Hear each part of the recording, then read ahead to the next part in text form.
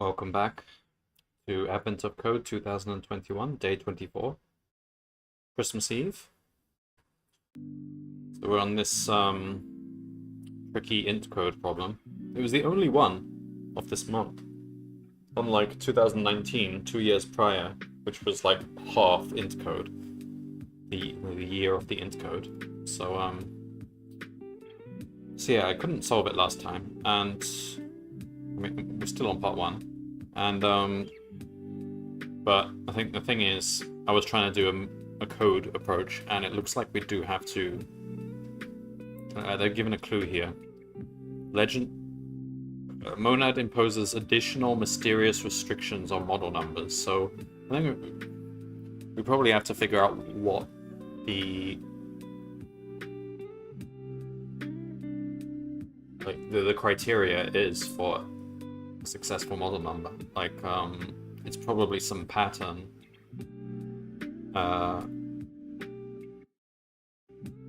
And go about it that way. So let me get my tea first.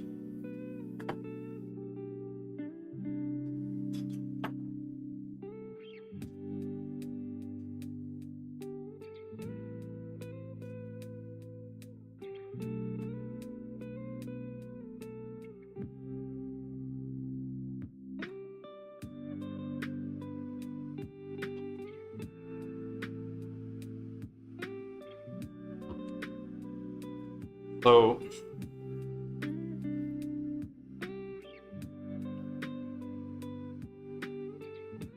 we clean this up a bit first. So okay, so we've got a method which in theory solves the problem, but it's gonna be too slow.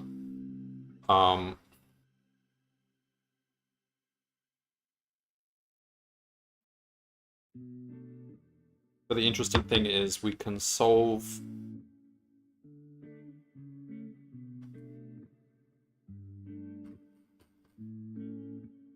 we've got some interesting numbers here. 26, 1, 14, 25 that keep recurring.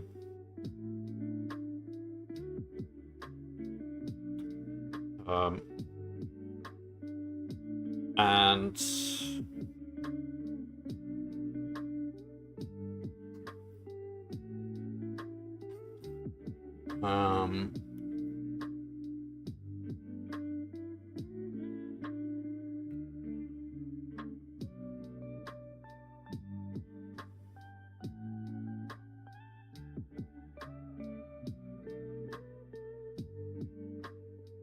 what else was I gonna say?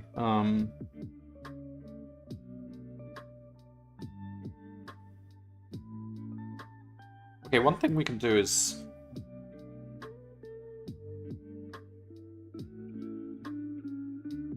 We can cache this as well. Run program.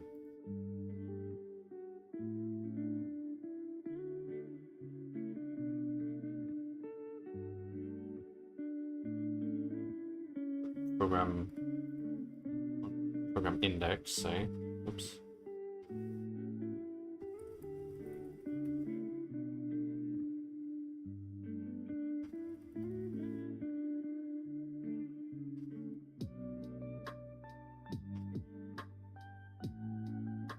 So given a W and given a Z and given a program, just return the result. And let's cache it, so because we're making a lot of calls to it, I suppose. So if we cache both of those, will that actually help? Let's see how far we actually get.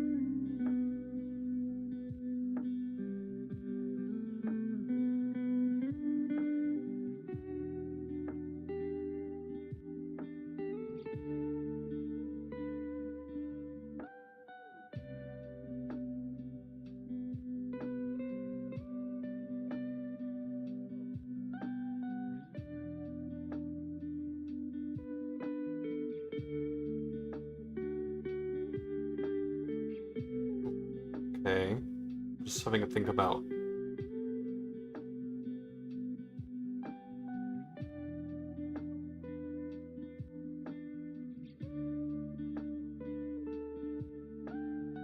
Yeah, so okay.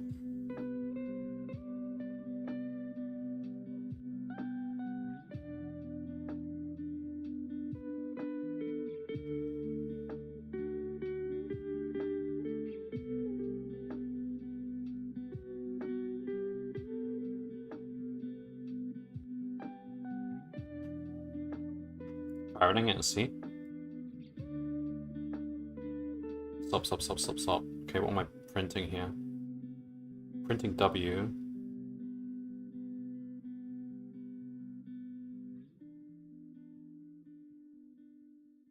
Okay, just do that for the first index.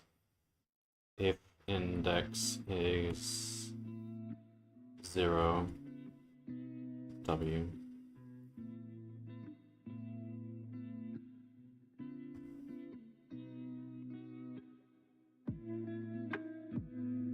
It's on 9. We're not getting any further than that. Let's wait and see if we actually get to 8. So basically we're trying all the remaining programs with all the possible values to find some combination that will yield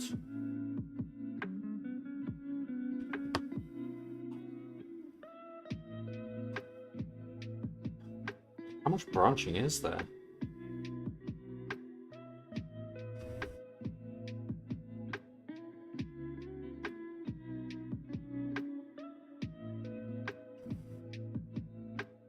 Leave it running for a bit. I mean, we've cached the program, so we don't call the program over and over again, but then again, it was just a few arithmetic operations, so it wasn't a big deal.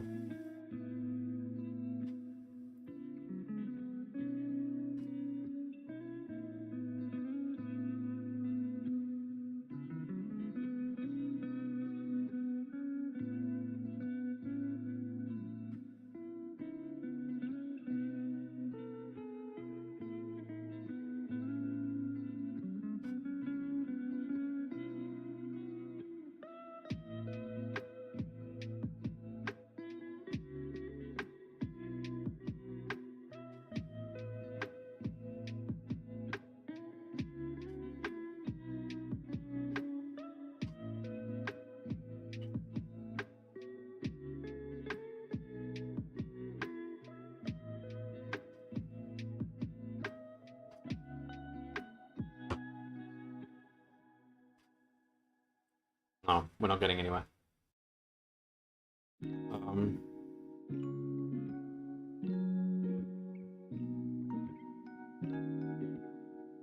How big do these Zs get? I'm gonna have a look at this.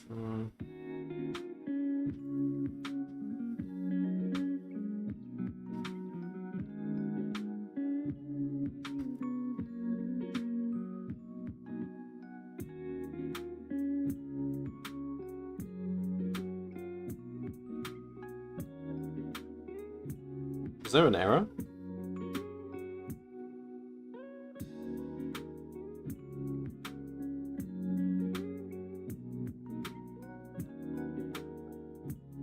The approach to this was something I'd never written for. Interesting problem. Yeah, it does seem interesting. I'm gonna have to look carefully at the instructions, because I don't think I can just do this with code. Looks like there's an error. A-1 is digit. Or is it just because I interrupted it? Digit. A. So when is it actually called? Get value is called on instruction 1.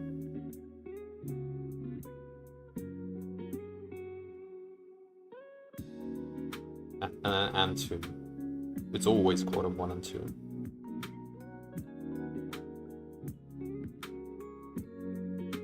Wait, what? No, this is just where we interrupted it. Okay, it's fine.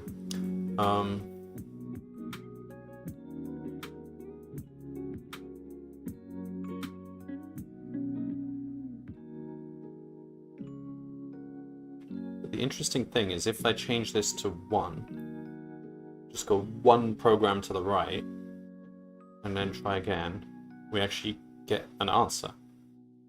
That's odd.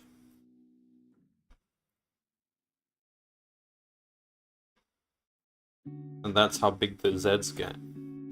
That. So just adding that 1 more program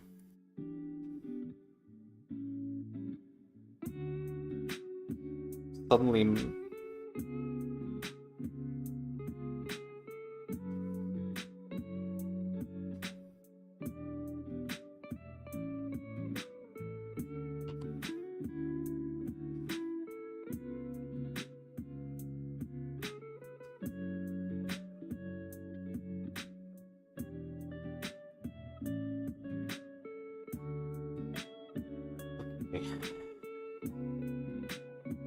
what are we printing here? W's. Take that out.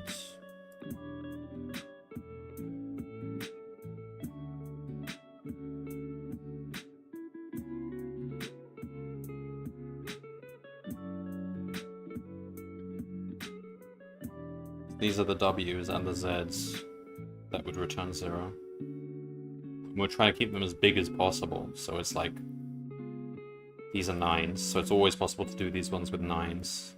Well, no. It's always possible to do them with 9s if 0 is fed in, but I don't think it's going to be the case.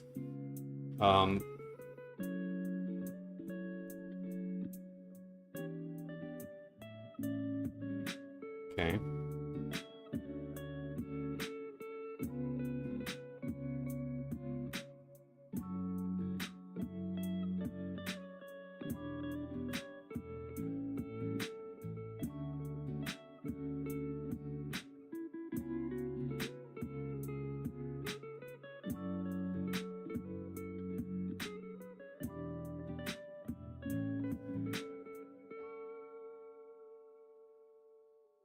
It's such a strange program. Okay. I have to do what I did before, but try and write out properly what these programs do.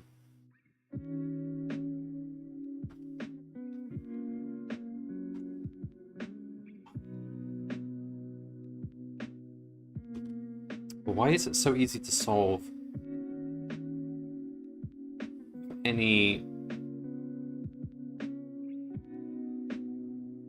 of these programs except for the first one? Like, what's special about the first one?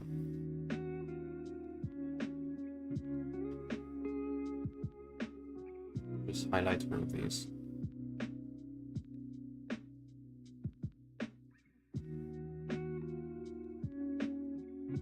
It has a similar structure, but that 26 140.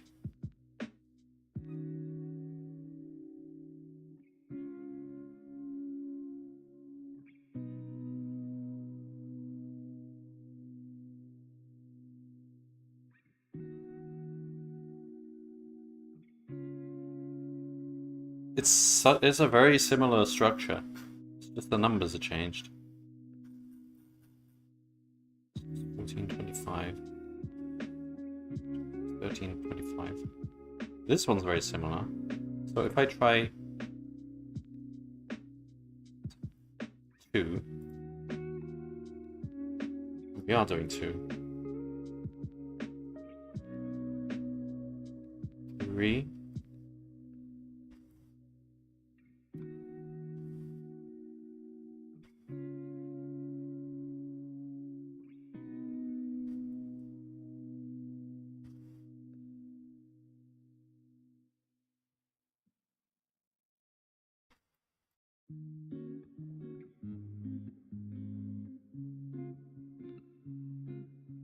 And for the last one, if you put 0 in, it can't be solved.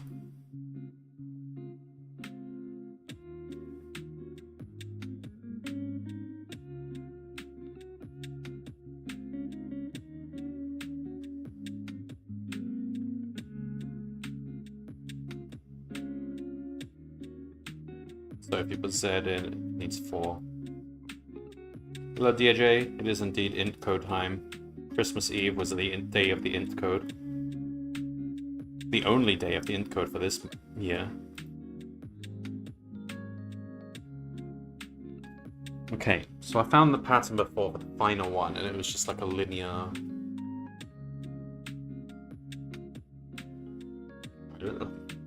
Let's have a look at...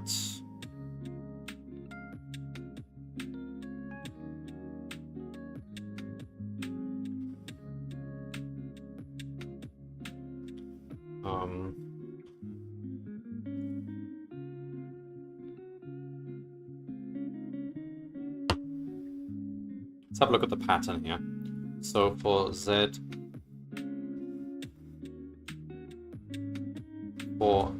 in range 100, let's say, print 13Z. All right, I want to see what values. So it's just that range there. So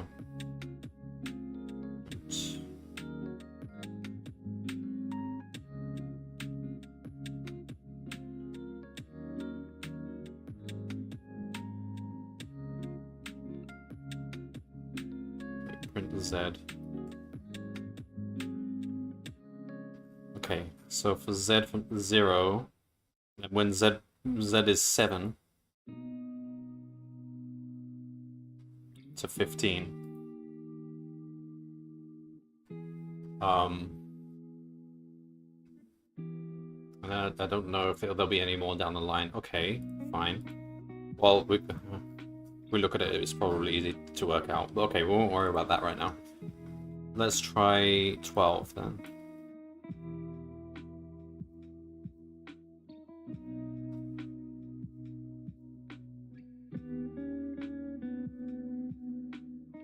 What? Okay. Get biggest W. What? Now that's not right. W is supposed to be a number from 1 to 9.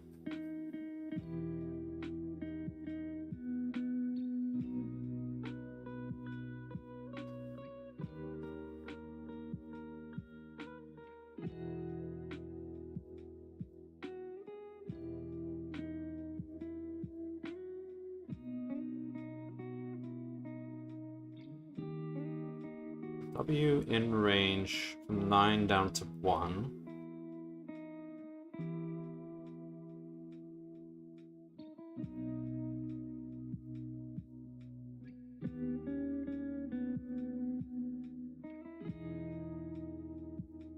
Oh, Damn it. Stop printing things. Okay, there we go. So it's from 0 to 25.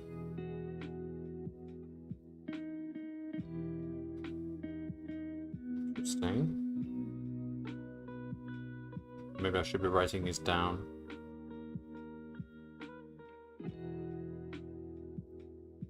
Also, okay, we'll go to 1,000. We'll say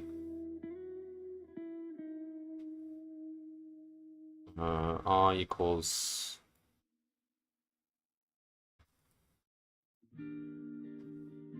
if R is not none, then Z R. We'll go back to 13.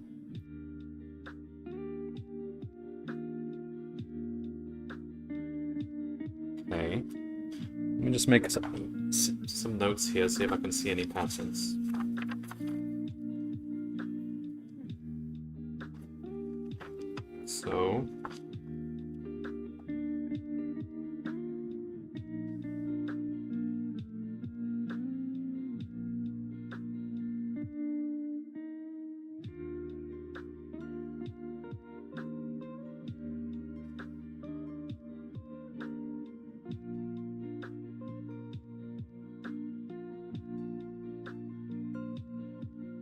So for Z in the range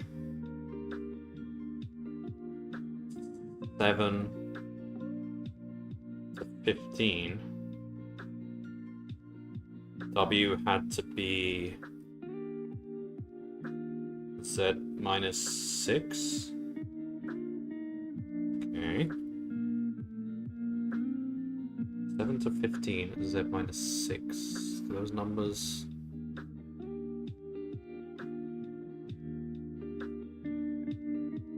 There's a minus 6 there. That's interesting.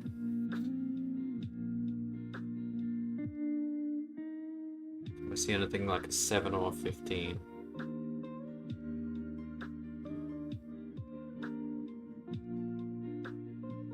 Okay. Alright, fine. Let's try.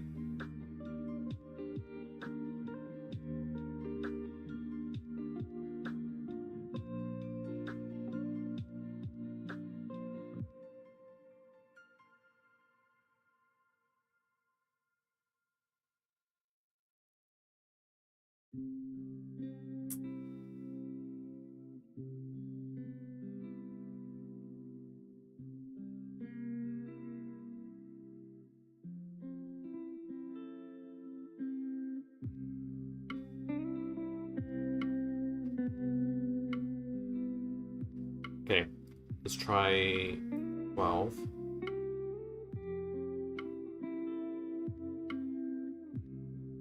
So for 0 to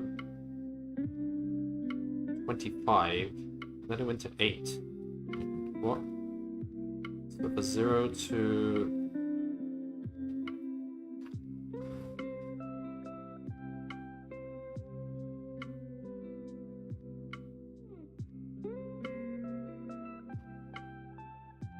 Zero to 24, W equals 9. 25, W equals 8. And then it went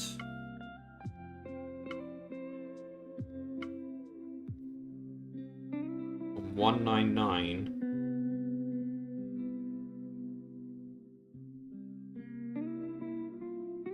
this kind of repeating pattern, isn't it? So it's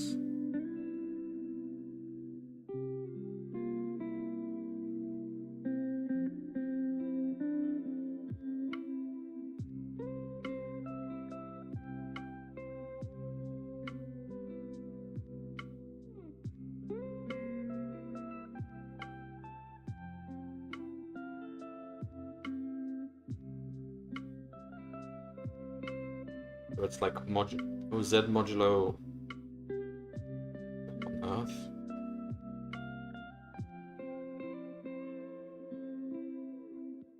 me look at the program. Is this? It's minus 16.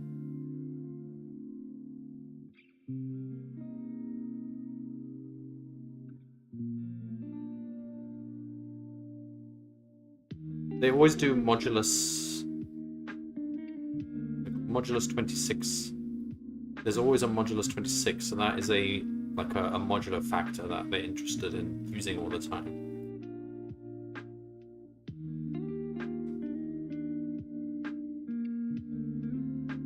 199 plus 26 is 225. Plus 26 is 251. What does this all mean?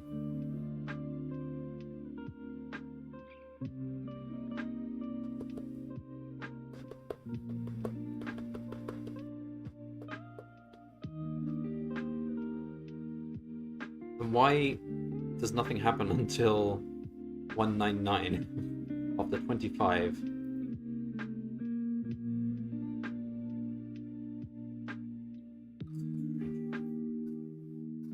I'm just going to have to write out the expression again and try and make sense of it. 126 divided by 26.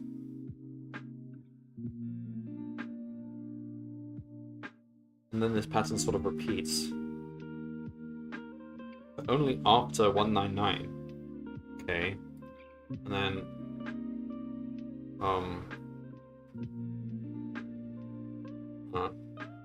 Oh wait. And then after 415, there's no more. Because I go up to 1,000. So it kind of stops at...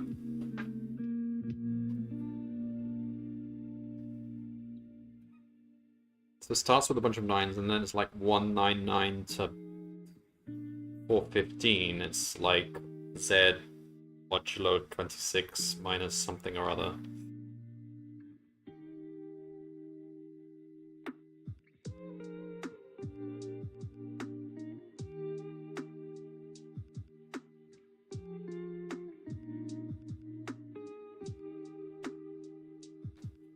Alright, let's go to the next one. 11.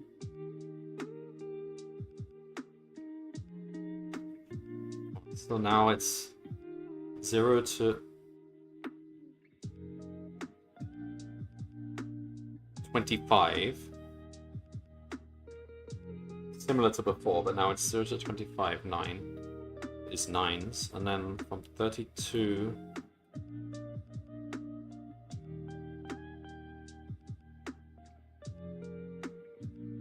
And then you got a bunch of 9s.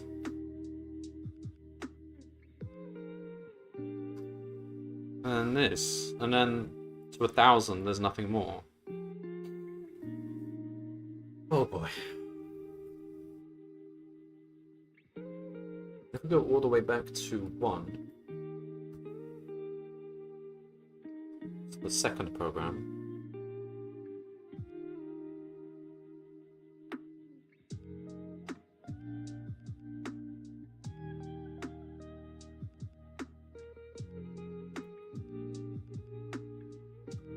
Don't really solve it.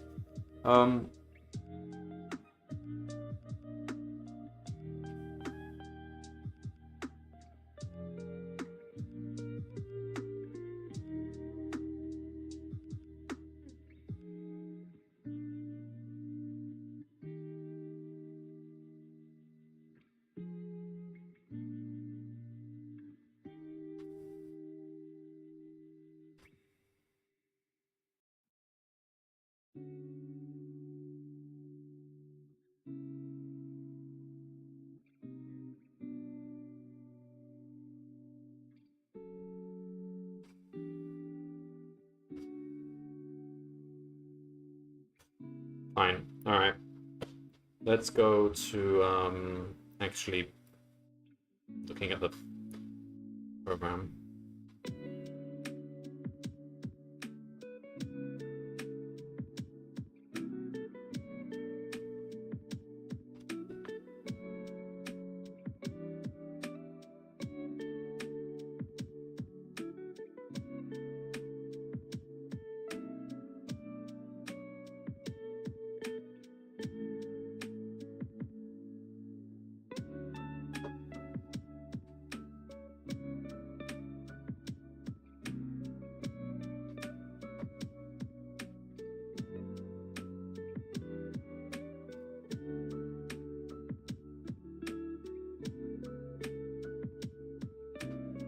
Alright.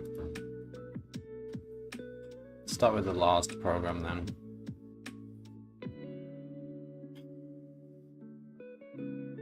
Alright, I'm not going to write this in the IDE because that takes me forever.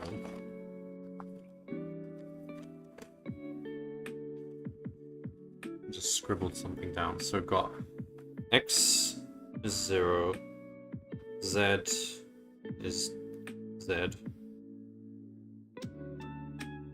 y can be assumed to be 0, w is w,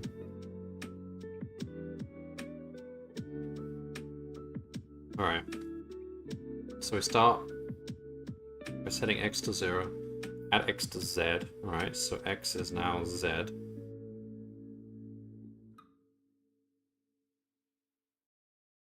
Mod 26, alright.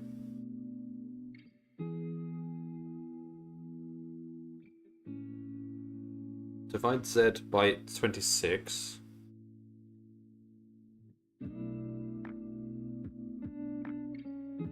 Alright.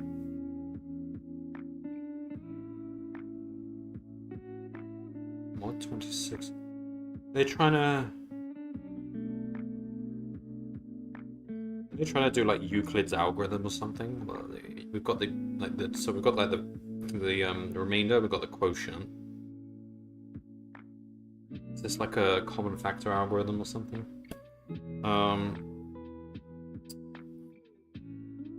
Add x minus 6, okay.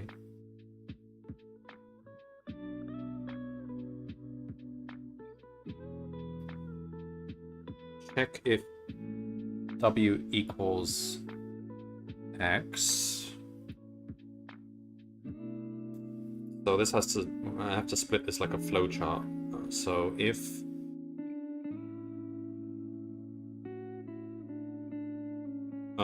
w equals z modulo 26 minus 6. Yes, let me go to the left branch. So a no. Okay, so in the yes branch,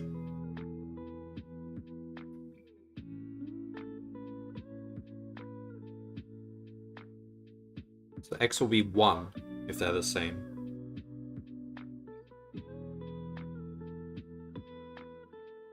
But the next line is doing x equals 0. So it's basically we're doing the inverse. All right.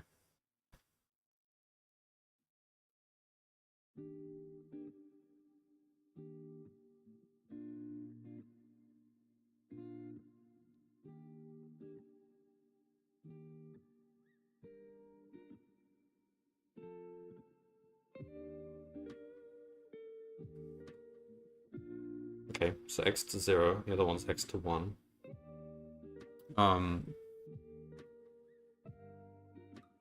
Multiply y by 0, add y to 25. So y is 25. It might as well have started at 25. Now we do y by x. So in the case where w did match, that's y is just 0. And in the case where it didn't match, y is now just 25. Okay.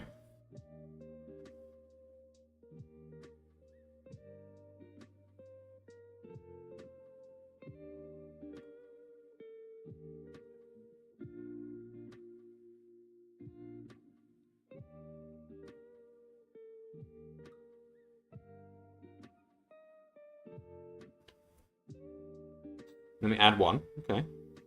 Y is 1 or 26. Multiply z by y. So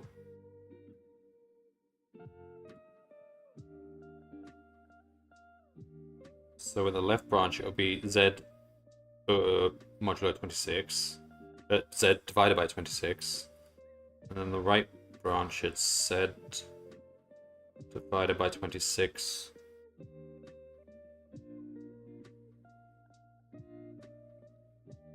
times 26 again. So it's like...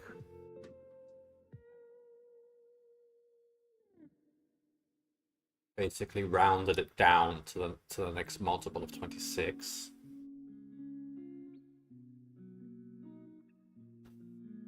Interesting. Then y is made 0. Add w to y. Now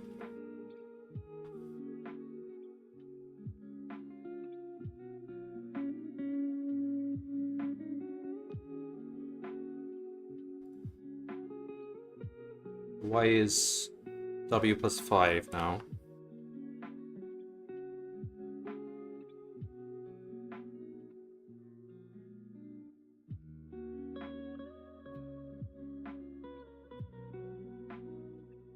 And now multiply y by x. So 0 in the left branch, 1 in the right branch. Okay. And add y to z.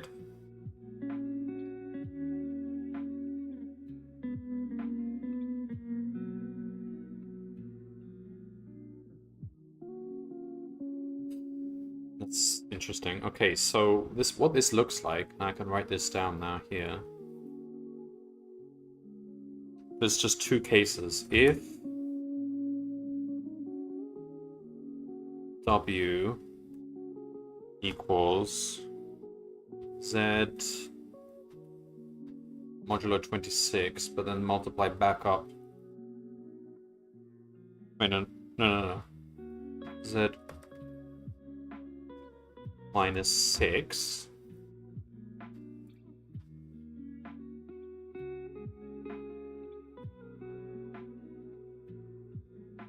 Then z basically changes to z over 26.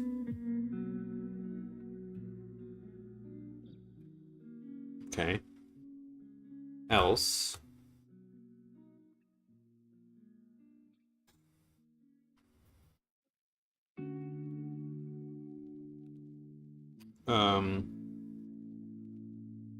z becomes z over 26 times 26 plus w plus 5. What the heck? So z is roughly the same, except it goes down a bit.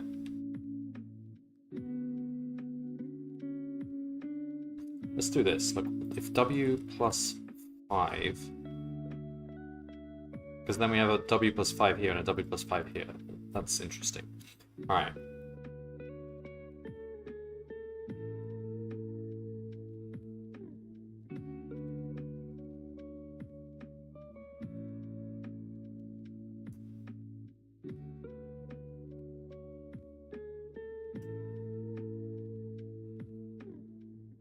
Now, for this program, none of this really matters. Z has to be 0. Wait, no, that's not true.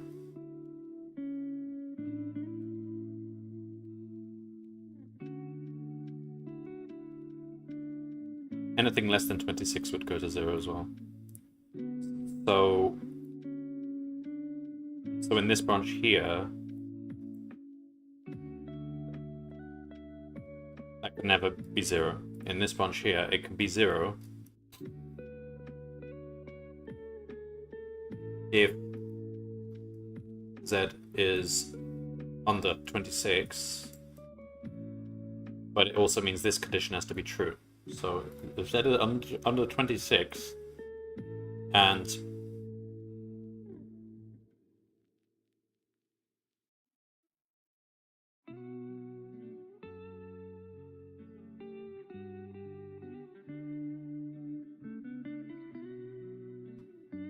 if it is under 26, then that is just z anyway. So w would have to be z minus 6. We already saw that from the data.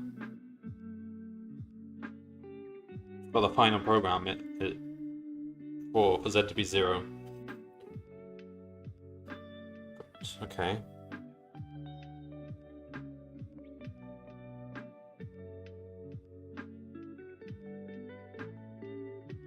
This is going to bring us into like group theory, abstract algebra.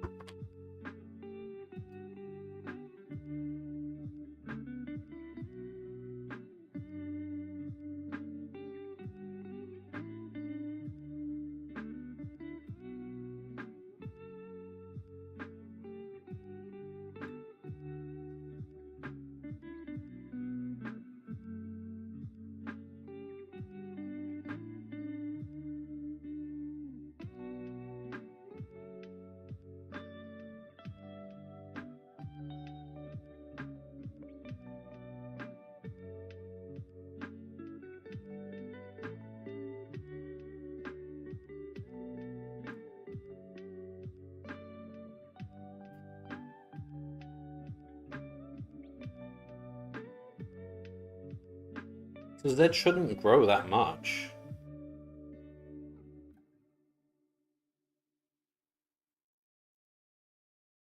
Like, well, but this is just the final program.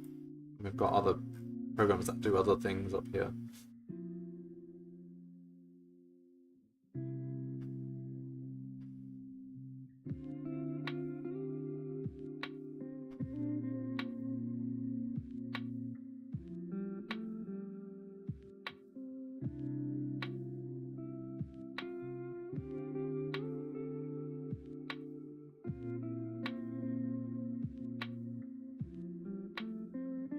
So this is program index 13, the final one.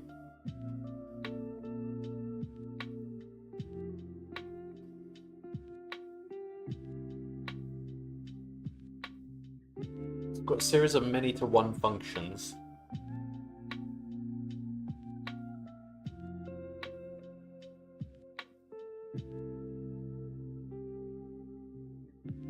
They're non-invertible functions.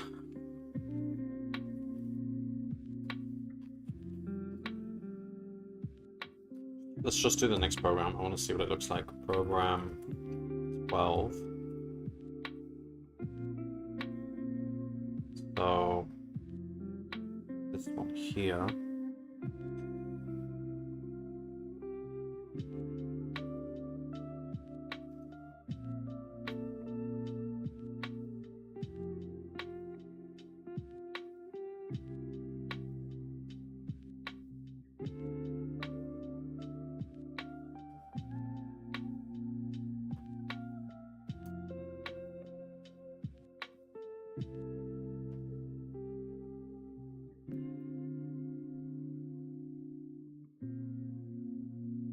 So the number we divide Z by is always 26 or 1.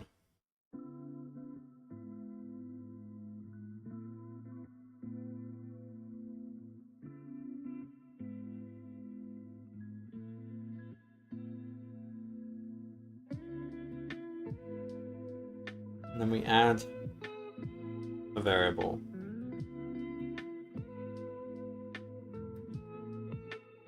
And then these are all the same, W00. So, okay, let's look at how many variables we've got here.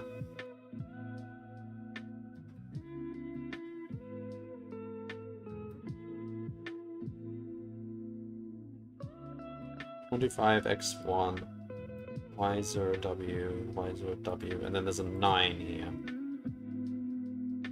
So 25 is always there, right? Yeah. So really, the variables we have are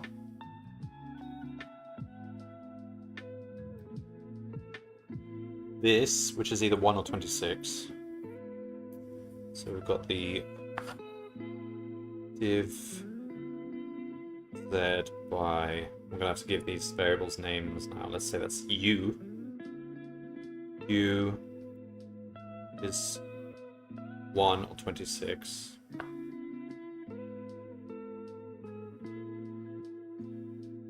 And then we have the add x. Let's say that's v. V is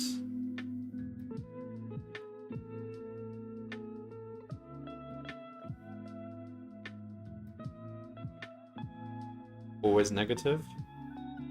No. It's always within, like...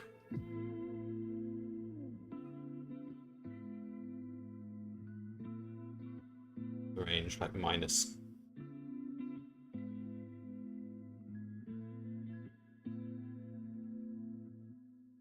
minus 25 to positive 25.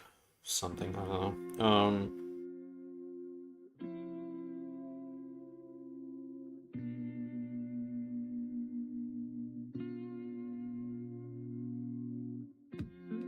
And then we've got that will stay the same, and then y always starts at 25. And then we've got this one here.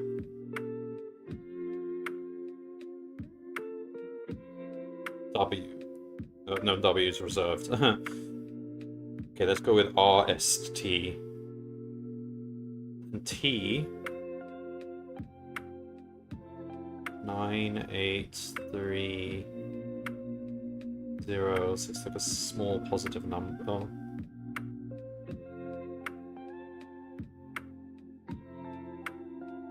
Right, well, it's always positive.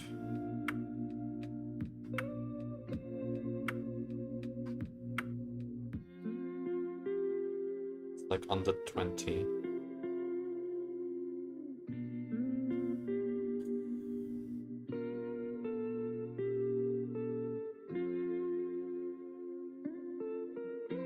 Alright, so what's the general formula here? Write this out. We could even replace our program with that, but we don't need to. I mean, it's the same efficiency. Alright, so if we take a general one of these, like this one. So we've got x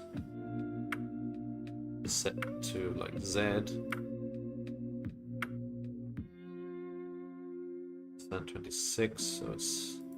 and then z becomes z over u.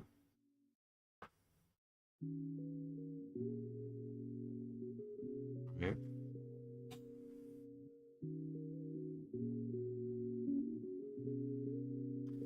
Add 14.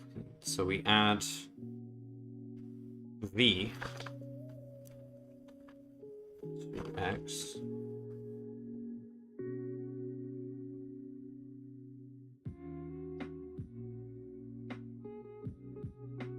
Then we check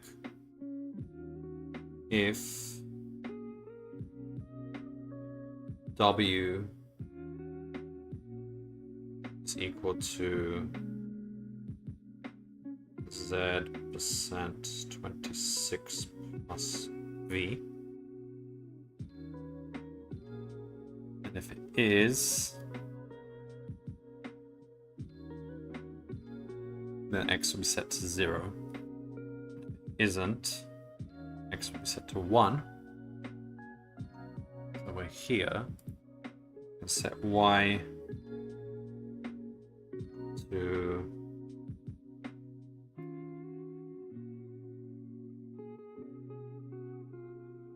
25.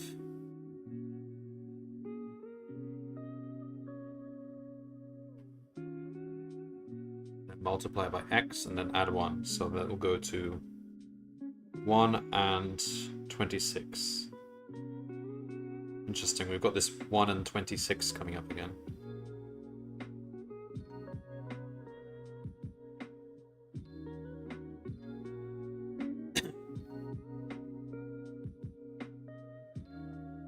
And after that line, multiply z by y. Okay, so Z stays the same. Left branch, and it multiplies by 26. So if we have divided by 1, then it's blowing up by 26. That's why these numbers get so much bigger.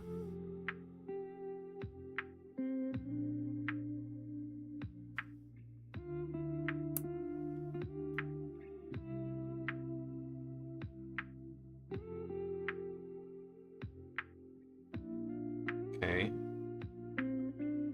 And Y becomes W plus W. Oh, no, not W. It wasn't UVW, it was RST.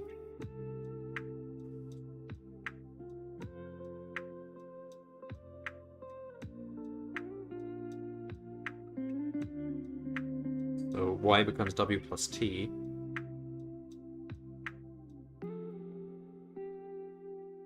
Times by X.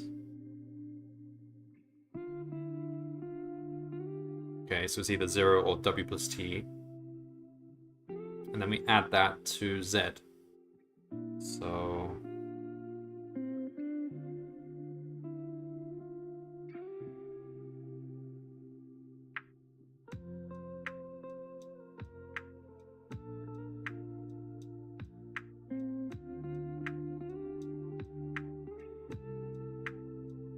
So the final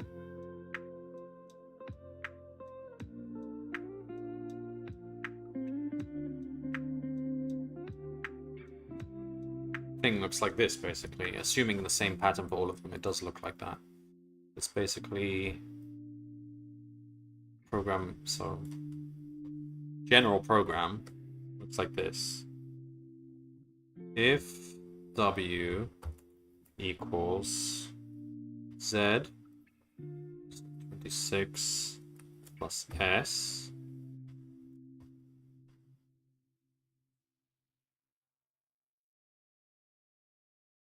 and S is like can be negative or positive.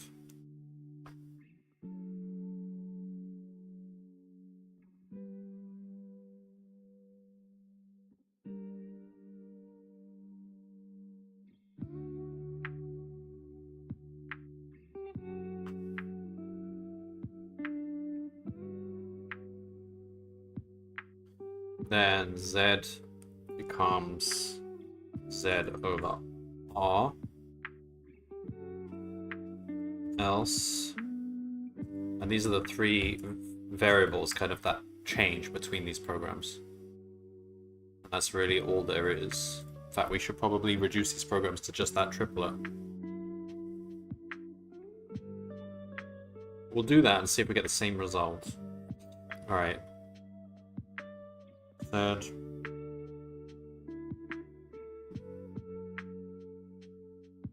Else. Z becomes Z over R times 26 plus T. Now, R is either 1 or 26.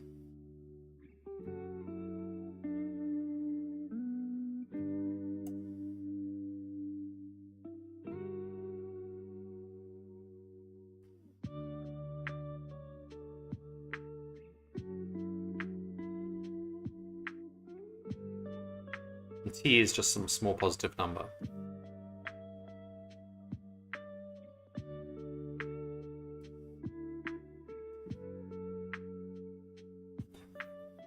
Okay.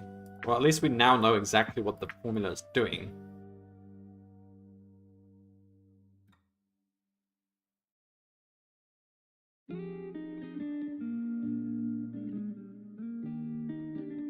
And what?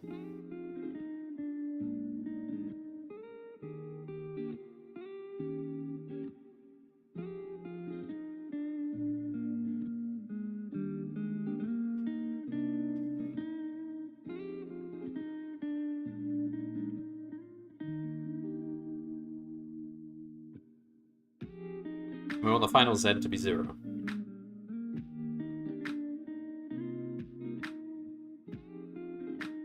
There's a branching factor of 2 as well. Per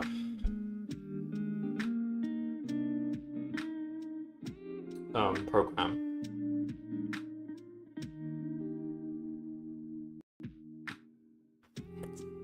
What do we do with this now?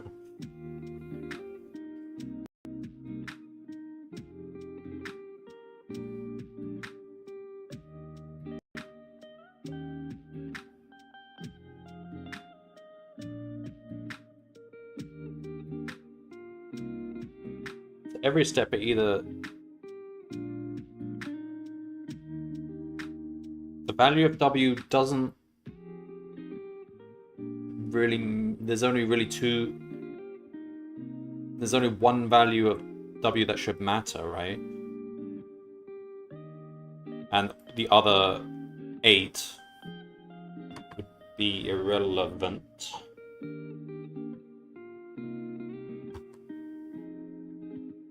So if we want to stop this number from blowing up, we would have to be in this top branch every single time, because otherwise we can't get it to come back down again, can we? I mean, we technically can, but so that does reduce Z, and then we add W plus 5.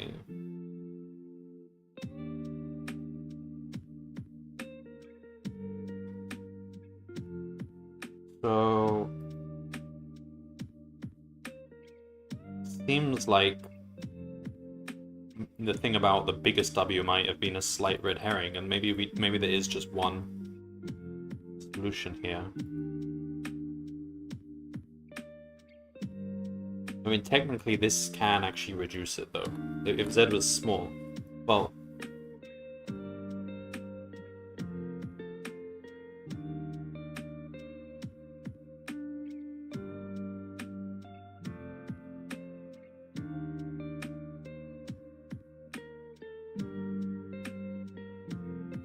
reduce it a bit, but not much. Like, ideally, we just want it to be in this case all the time.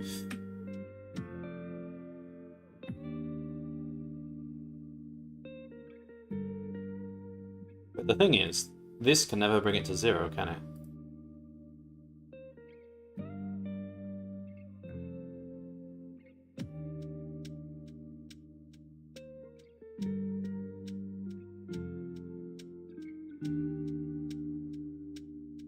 Well, okay, but we know that the final step can't bring it to 0, but we can bring it to 0 earlier on, and then let it blow up again, and then reduce it again. So that doesn't necessarily mean there's a unique solution. We don't have to have every single thing here. Like, we could just have a bunch of divide by 26 in a row towards the end to clear everything out.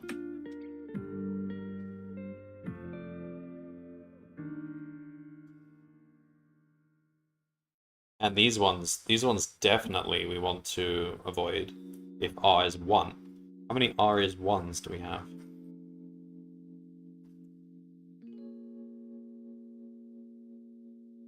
Put that one there, that one there, there, there. So I think,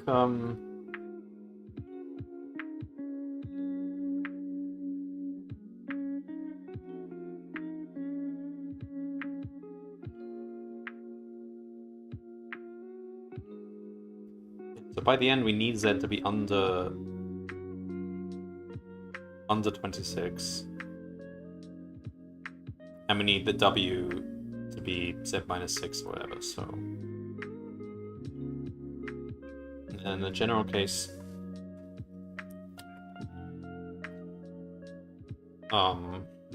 yeah, there's a unique value for W which will put us in this branch, and all the other w's will put us in this branch. Okay. Oh, how do we put this all together?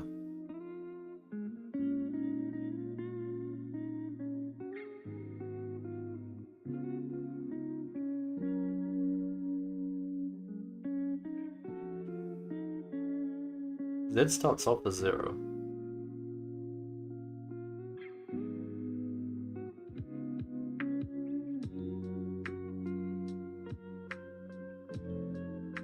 The one possible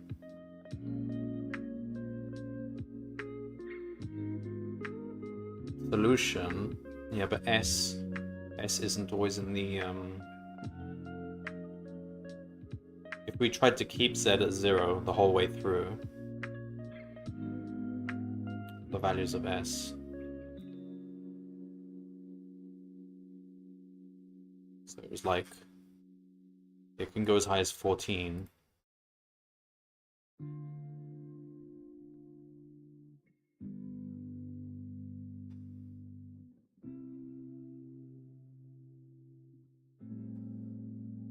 Wait, okay, so for those ones, it's not even possible, is it? The W...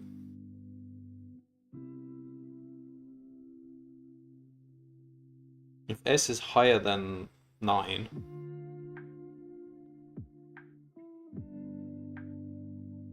S is higher than 9, then, that's a no. It has to be this case. W can't be large enough.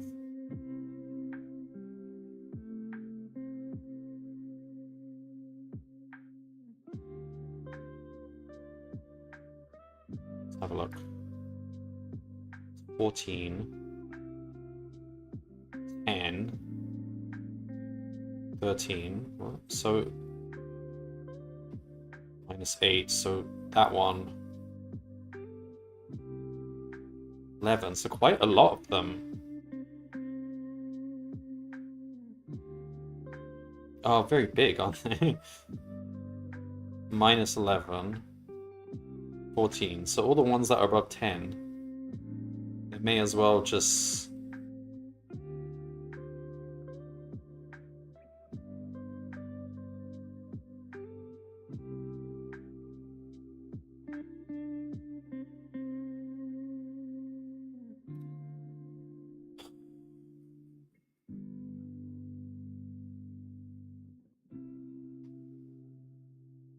So we can say right from the start, if S is greater than 9,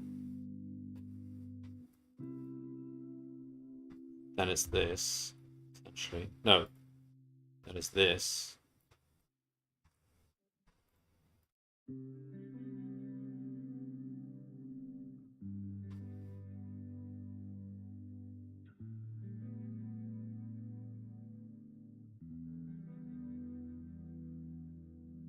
And the value of W is irrelevant.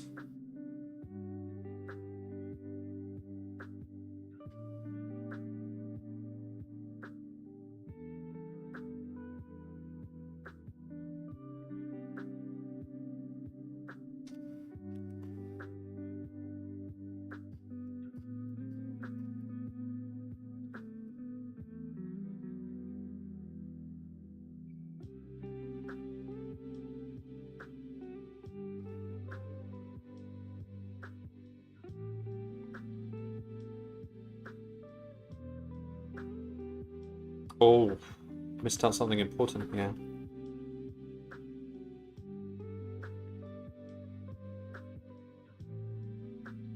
Oh, I've missed out the plus W. That's quite important as well. That means the value of W does matter. Even...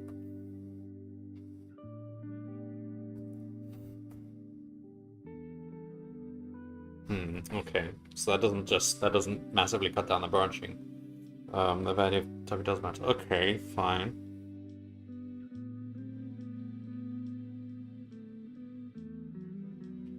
I mean, for now, we can translate that into a simplified program, which is literally just these 3 values.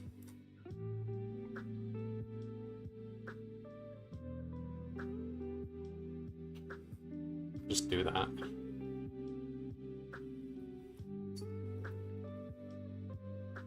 So from now on, let's say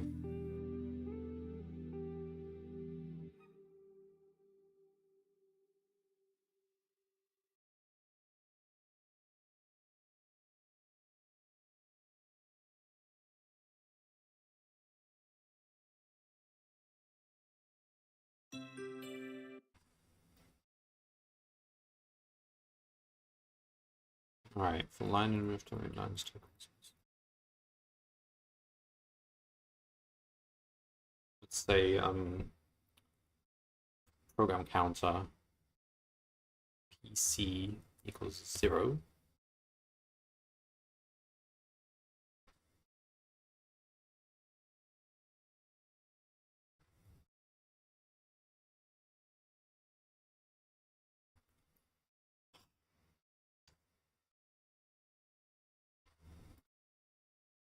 PC starts at 0.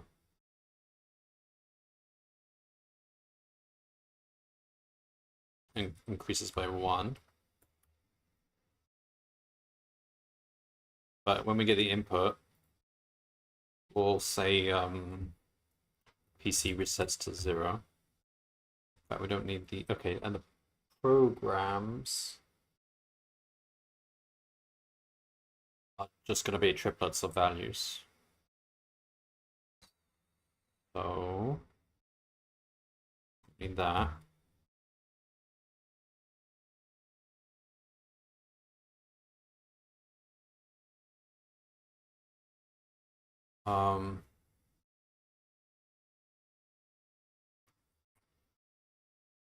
That.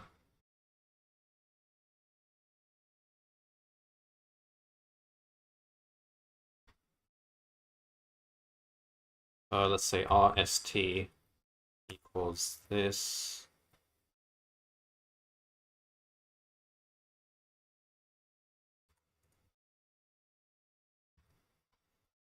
All right. So when we see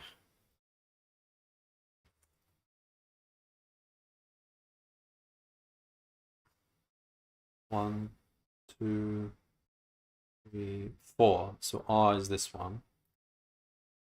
4. RST, put that one in.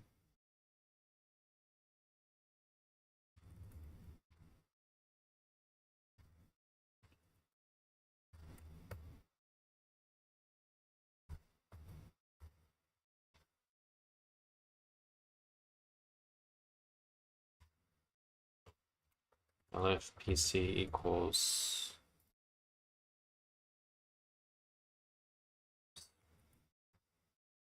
5.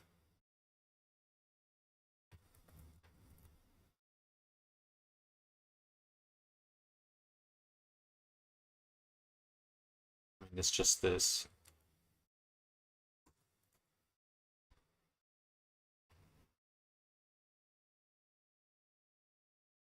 And then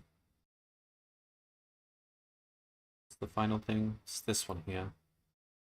16. So T, 15.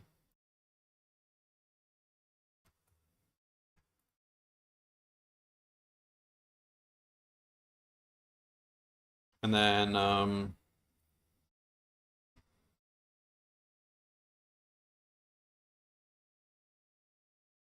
that's it. That's so none of this matters anymore.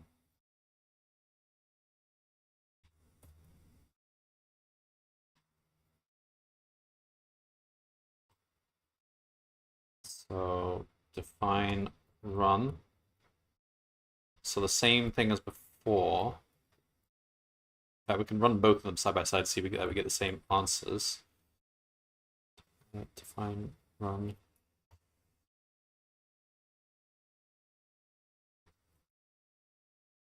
So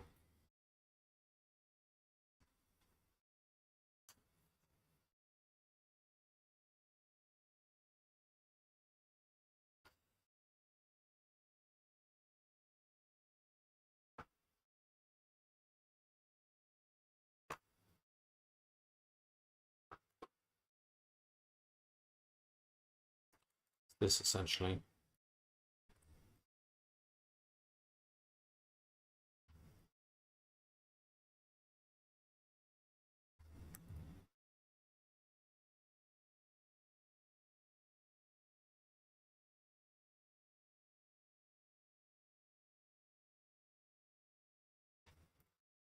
If, okay, so RST equals program index.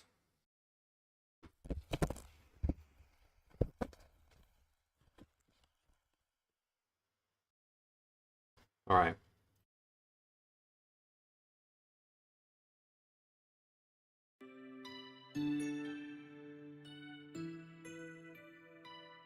If W equals Z plus 126, I don't know how many parentheses we need here. Return that, else return that W plus T.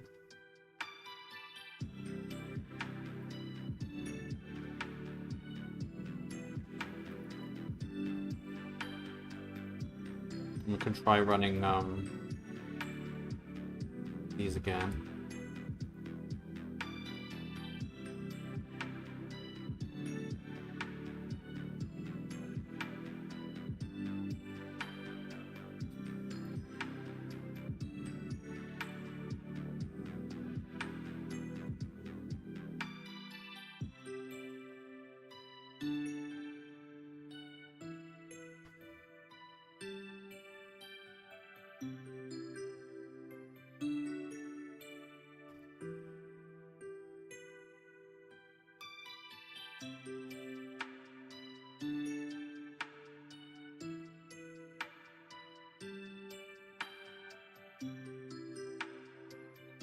Okay.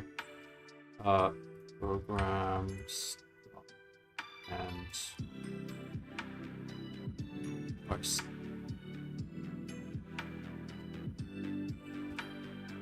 We don't actually need that.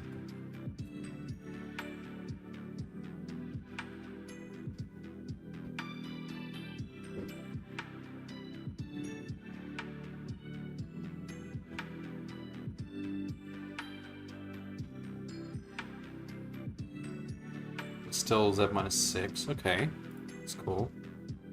Let's see what these programs look like then.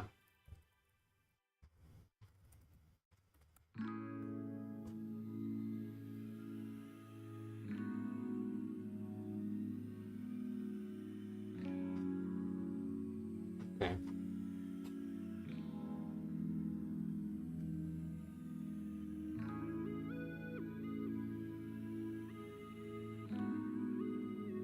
I wonder what happens if we just try running this again.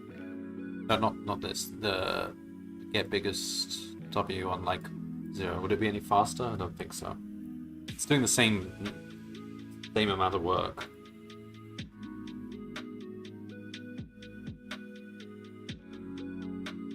Okay, so now what? Well, we know exactly numerically what it's doing now.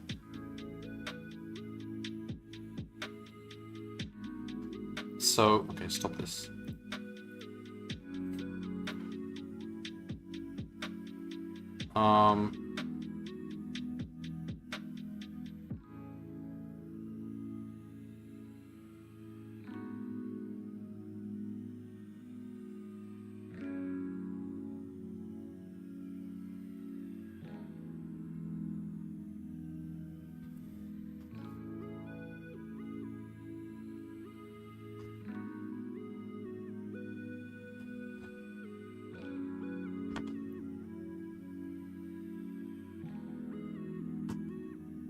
Oh, now what?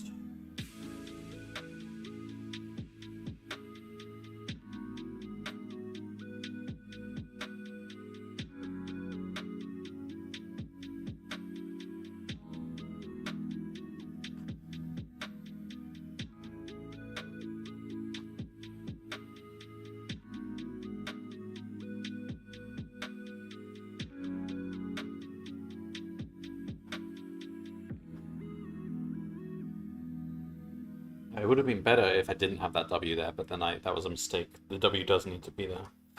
But, because then there's only really two groups of W's that matter. But, okay, what?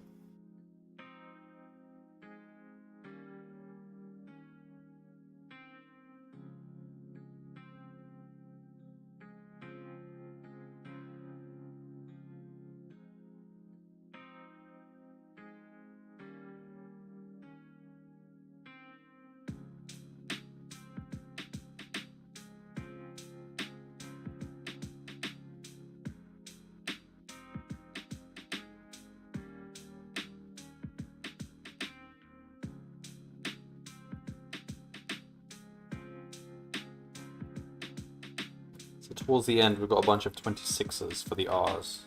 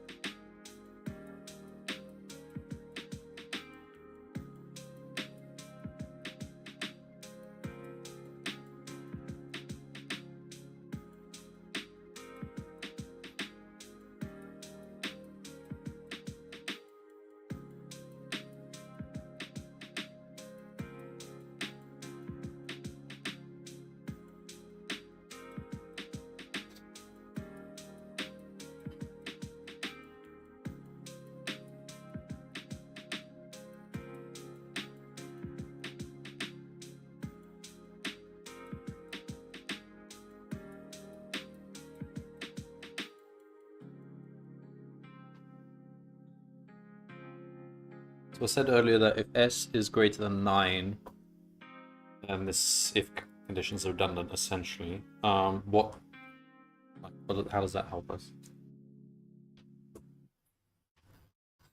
So if it's 9, then we're always in the second case.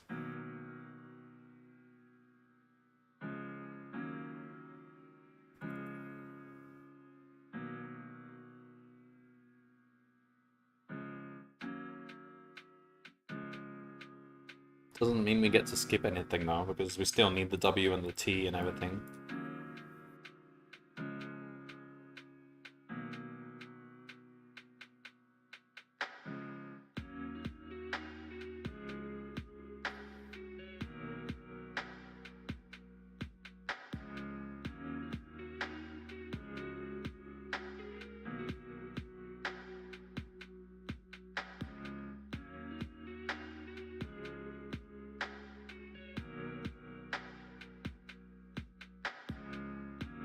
It does probably mean W can be 9s for those, because like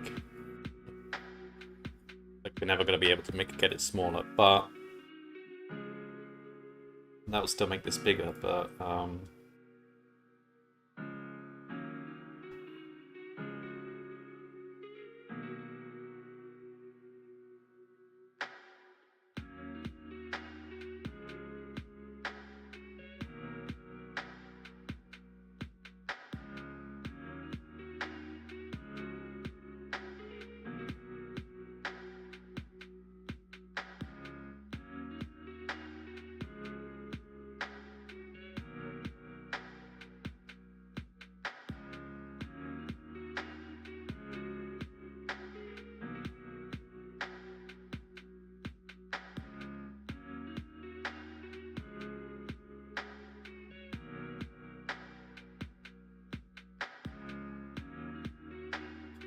what range?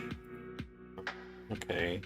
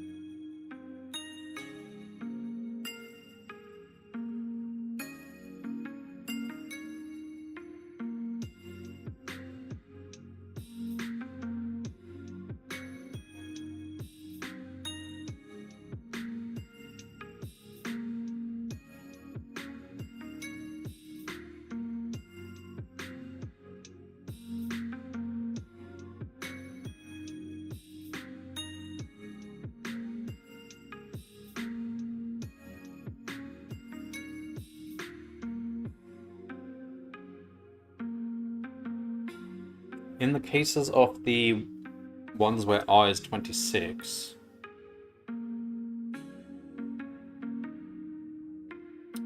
then we don't actually need Z as an input. We can just take Z percent 26 and Z divide 26.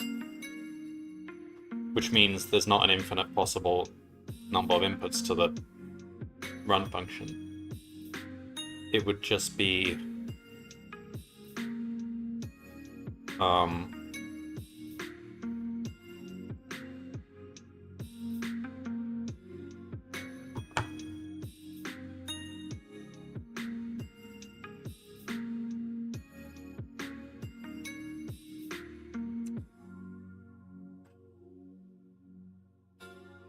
that, I mean,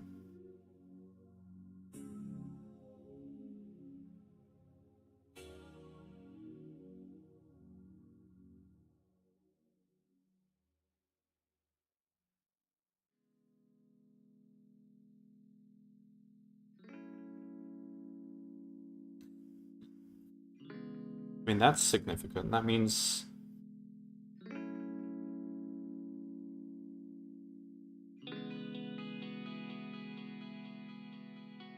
the recursive calls, if we're still going with this recursion thingy, don't need to call this. Like, we can actually call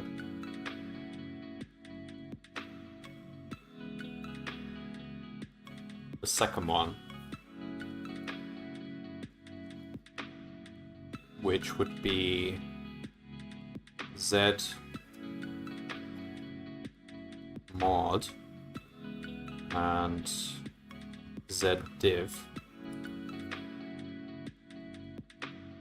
Or Z div and Z mod.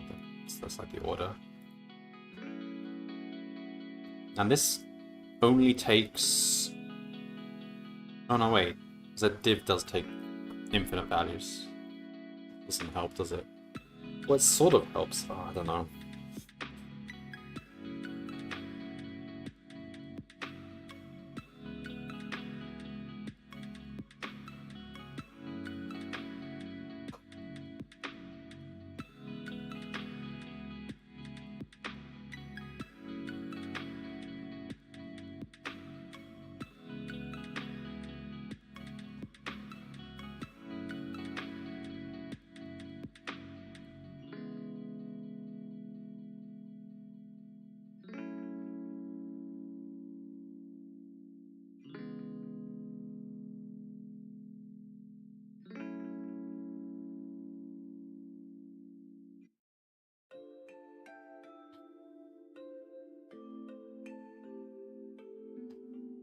Oh, I don't know.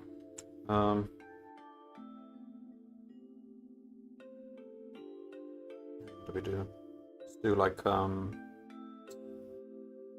sort of dynamic programming. Well, that's what I was already trying to do, but not like that, but instead like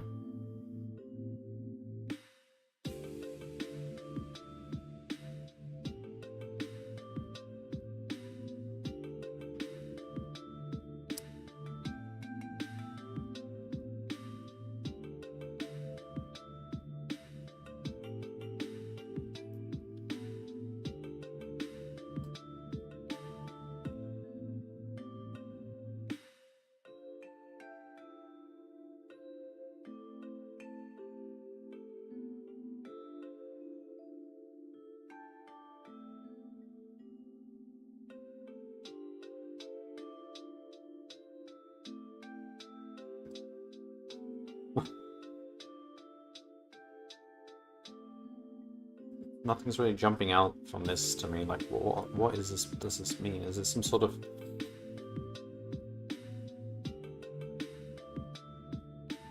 The T is that number there.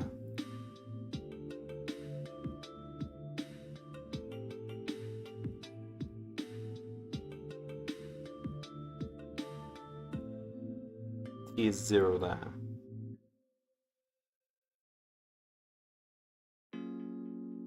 It's always a number under 26.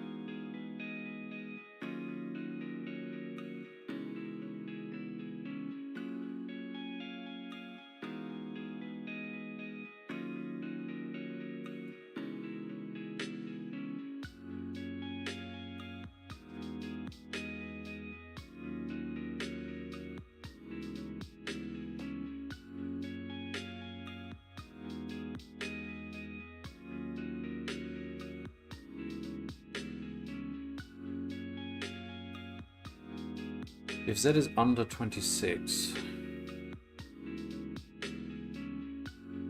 then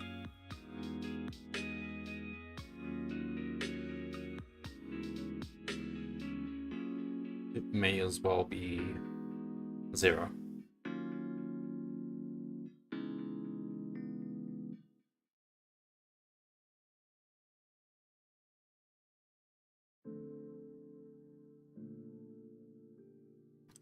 Get rid of this.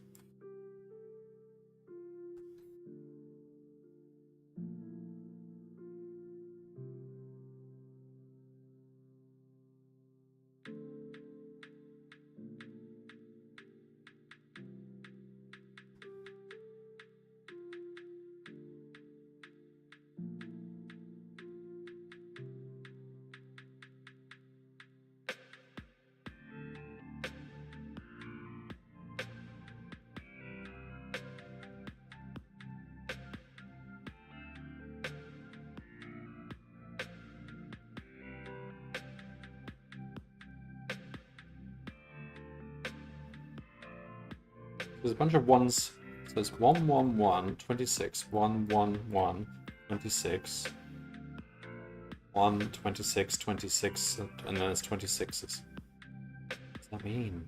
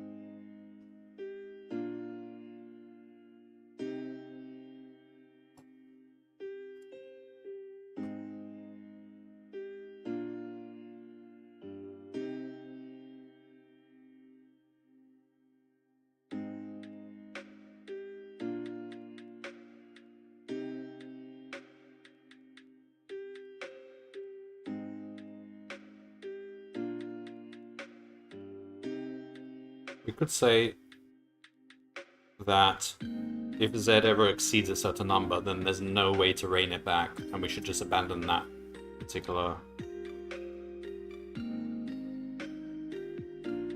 value. So like we can say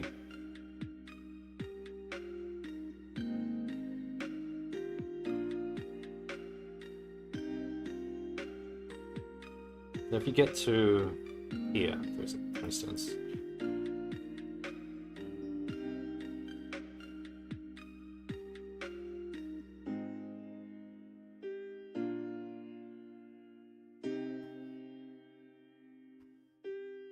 then all of these have 26 as R. So in the best case, they can reduce Z by a factor of 26.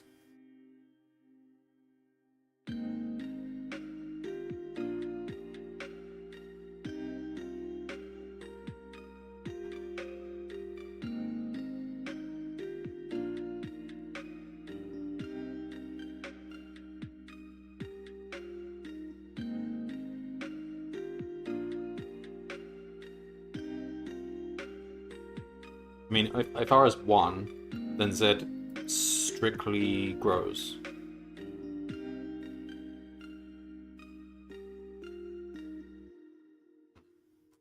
So we can say, for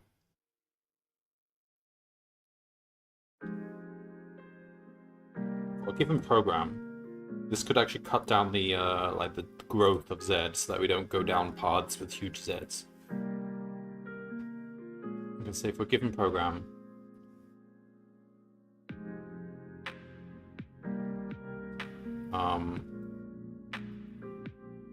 we want to get the biggest W, that index Z. Alright, so let's count how many programs have 26 in them from this point onwards, well, including this one onwards. So,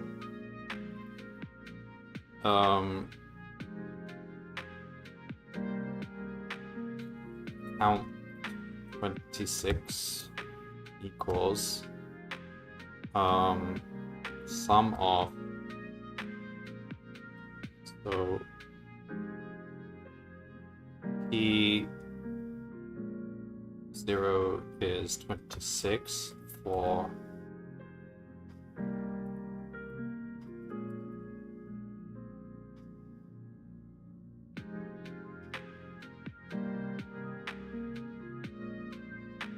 in range.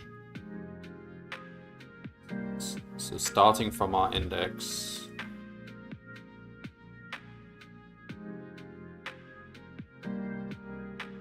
ending on length of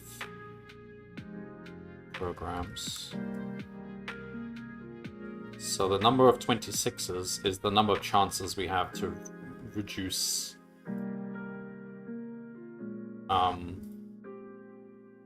Z, and if we do, we'll reduce it by a factor of 26. We can reduce it by a factor of 26. So if Z, so in the absolute best case scenario, we would keep Z as is for all the ones, and we would reduce it by 26 for all the others, divided by 26. So, if Z is bigger than I guess, so if it's bigger than 26 to the power of count 26, I guess. And that's not the symbol you use. So if it was exactly equal to 26 to the power of count 26, then we could divide it like that many times, and we would end up with 1, which is still not 0. So that's, so it has, if it's strictly greater than that, then we return none. So it's basically just cutting all the big Z's out. Does that help?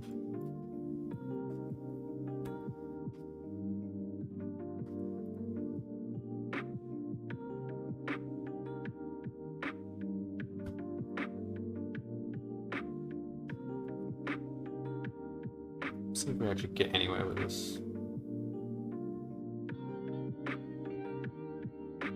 So can we... Oh! 3?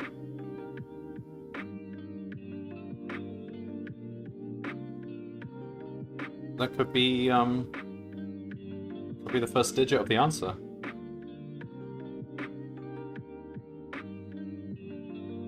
Well, let's try it then. So we need to then... Does that cut down the branching sufficiently that it could actually do it? So for...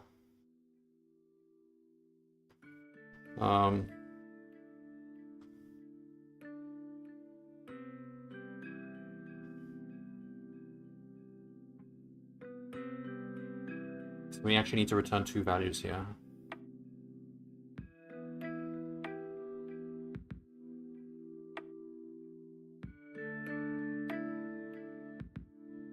Okay. Result equals that. For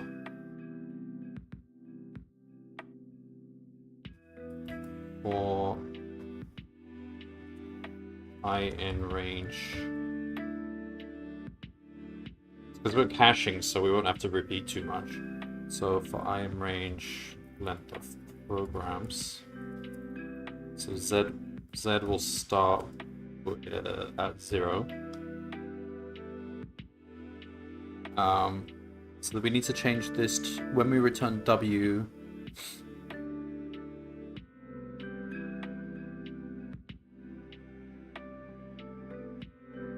we spit out the Z, that will actually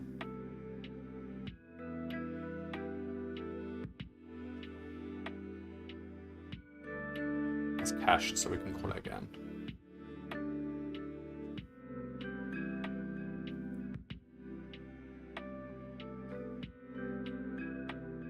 So pair equals that, basically.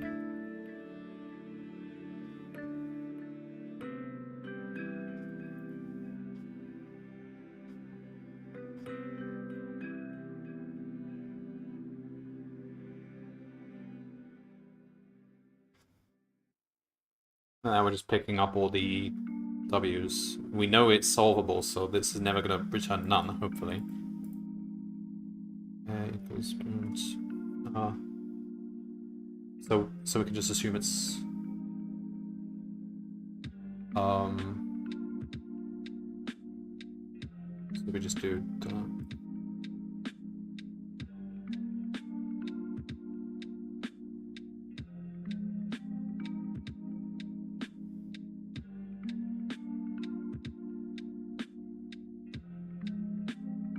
hang on, what am I doing here?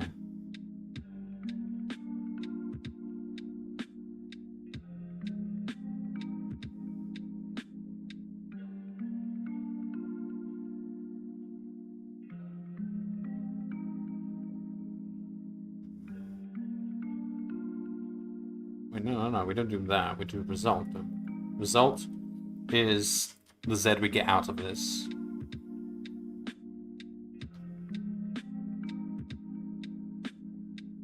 Yeah.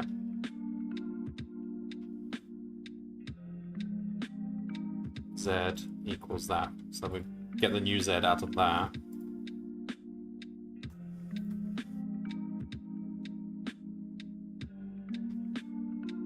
W, Z.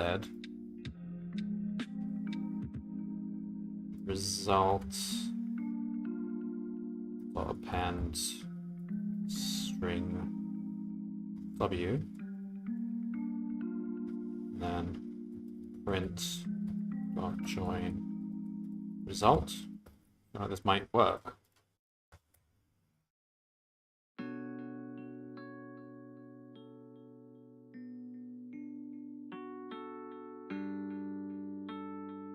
Three 999. That's interesting, because we noticed that just after that first one, like if I'd started at 3, maybe I would have got there faster. Let's try that. So if I just take that out,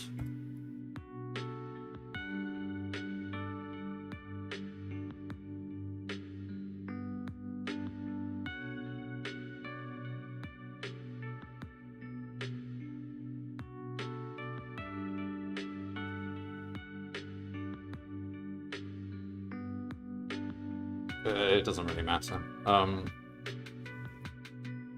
It might have worked if we had fixed the first one at 1 and 2 and 3 and so on, just to... But clearly doing that did actually cut a lot of the branching out, because if Z grows just a few times, that's already, like, too much, that it can't come back down, can it? So, let's see. And the fact that we got anything at all, it's gotta be right. Like, otherwise what have I just found here? Like, yes! Oh, interesting. I think there's probably a lot more to that program than what I understood. Like the only real fact I used from that program is the fact that it blows up by 26 or blows down by 26, and that's sort of a big restriction on the number of W's you can allow.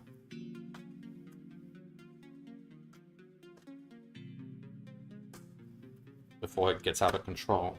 But there's all sorts of other weirdness in the program, so I feel like... Well, I mean, it's only part 2. We're not even done with the problem. Let's have a look then. Do I have time? I have a bit of time. As the submarine starts booting up things like the retro encapsulator, you realize that maybe you don't need all these submarine features after all. What is the smallest model number accepted by Monad? Okay. One would hope. I just have to reverse it.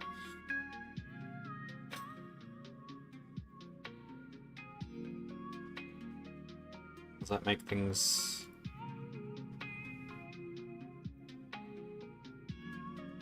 So this whole thing about Z blowing up holds the same as before. Like, it doesn't matter whether going up with the W's or down with the W's.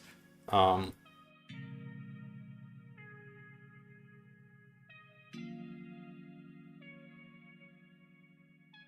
let's try. Make another function here.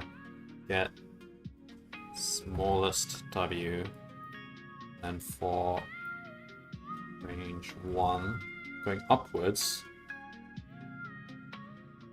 That's all?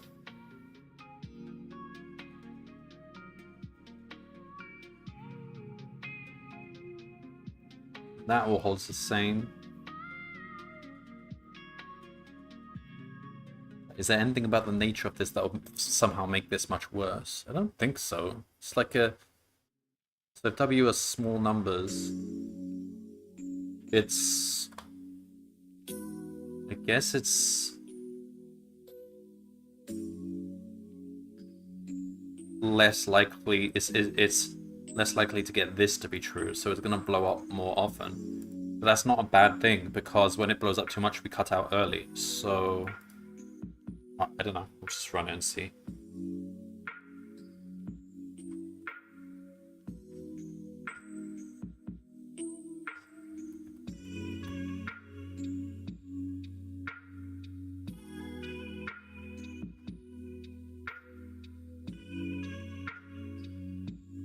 Oh, it was faster.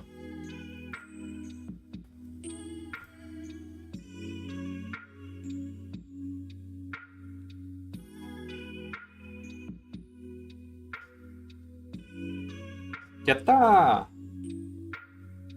I'm guessing then that people who solved it were pretty okay with part 2 if they had managed to do part 1. Yeah, that was the one I observed before. There was no trick to part 2. You literally just reverse the index, you reverse the direction of... reverse the priority. Oh, that was a really taxing problem. These encodes, they really make me use my brain in ways I haven't had to use since university.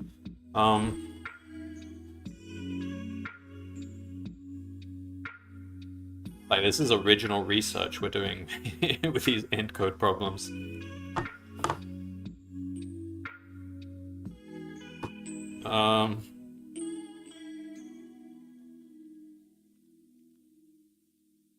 Yeah, very interesting problem.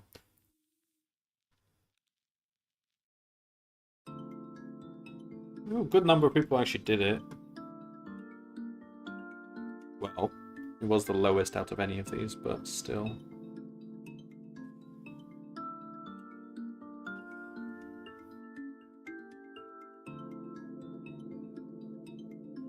What was this one again? 19? This was the...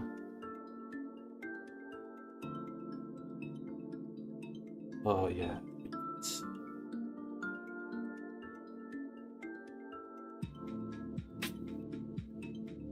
Alright, well... I could actually finish the whole thing today. Let's take a look.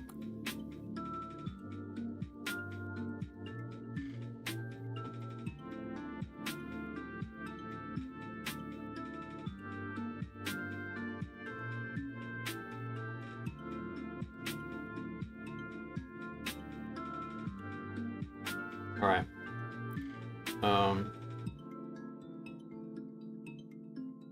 Christmas Day.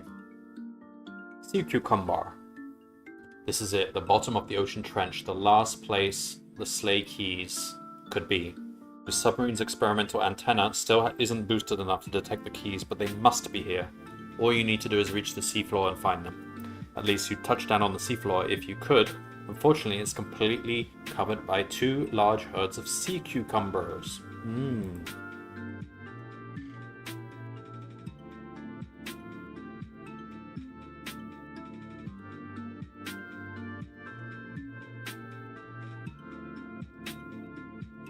Cool. And there isn't an open space large enough for your submarine. Let's skip ahead of the narrative a bit.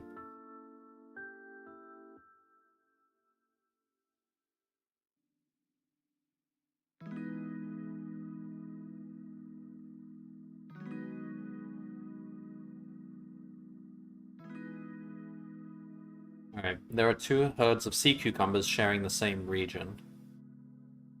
One always moves east, while the other always moves south. Each location contain at most 1 sea cucumber. Every step, the sea cucumbers in the east-facing herd attempt to move forward 1 location. And then the sea cucumbers in the south-facing herd attempt to move forward 1 location.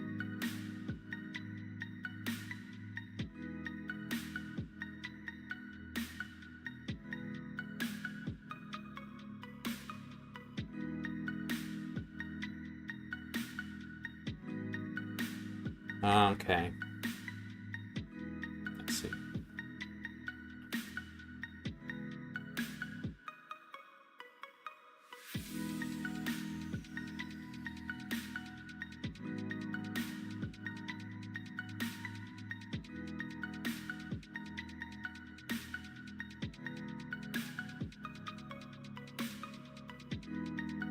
Alright, so they move like that.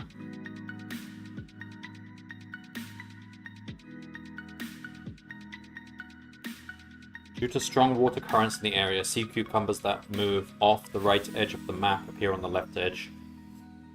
Okay.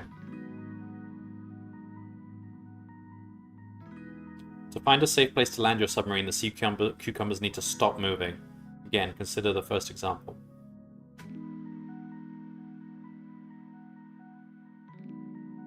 And then they stop. 58 steps. Find somewhere safe to land your submarine.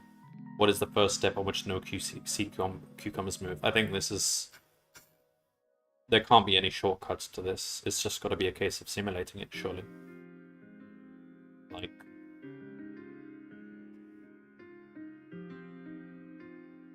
I don't think you could find any clever ways of predicting ahead of time. Alright, that's promising. We could probably get this done quite quickly. Maybe. 8 steps. I wonder how many steps we're talking about here. Can't be any repeating patterns though. It's like too chaotic. Yeah. Alright.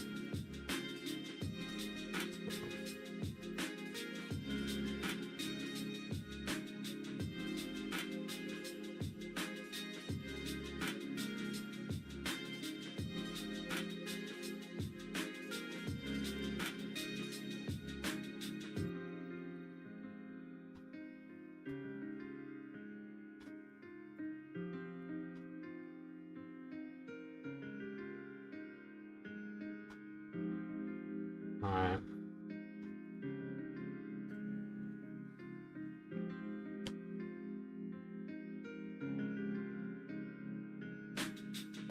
So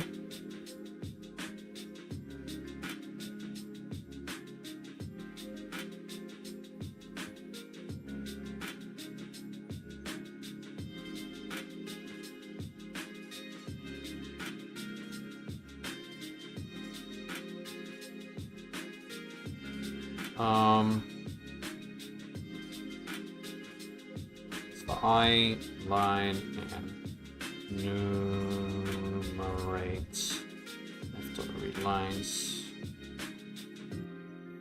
for J in numerate line strip. So basically, we don't need a grid. Let's just have a couple of hash maps. Easts equals set. Souths equals set.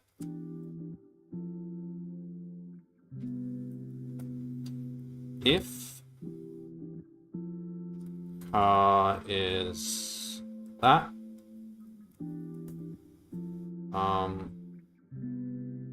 easts dot add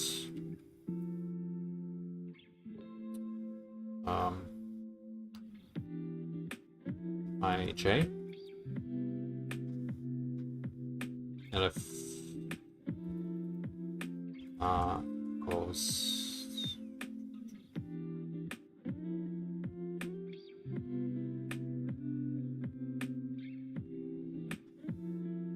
v. I was looking for some other symbol than v, but that is the symbol v.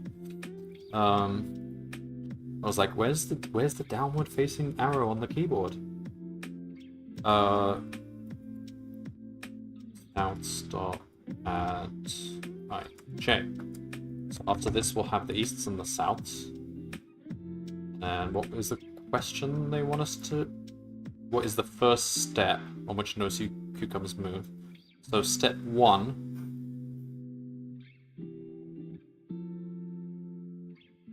So a step encompasses both east and west. East and south. Yeah. Okay.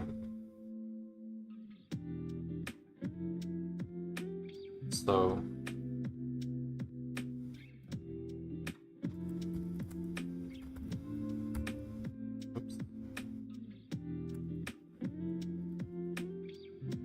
for step in count 1, easts move. So for ij in easts, so we're going to have a set here called to move.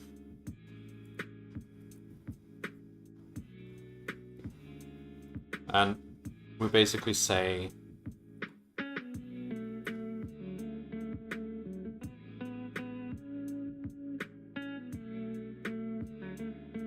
we need to also know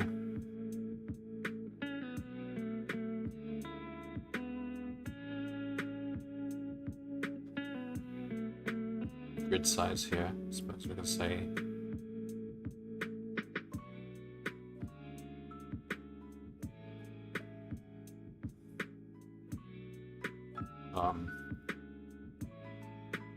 width equals length of line dot strip, whatever the last line was. Height equals I plus 1. So next space equals, it's going to be the same I, but it'll be j plus 1 modulo the width if next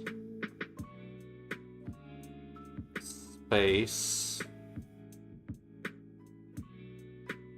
not in easts, and next space not in souths, then it's an empty space. So it will move. To move, we'll add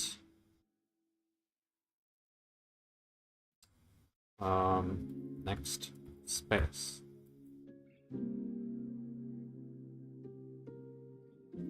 Did move equals false.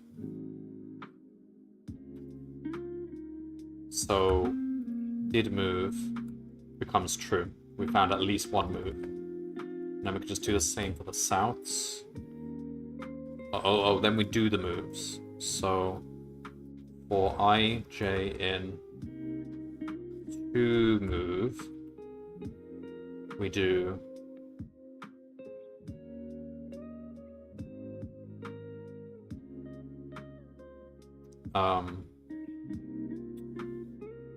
east dot remove IJ, east dot add that. Okay. Let me do this again, but for the souths.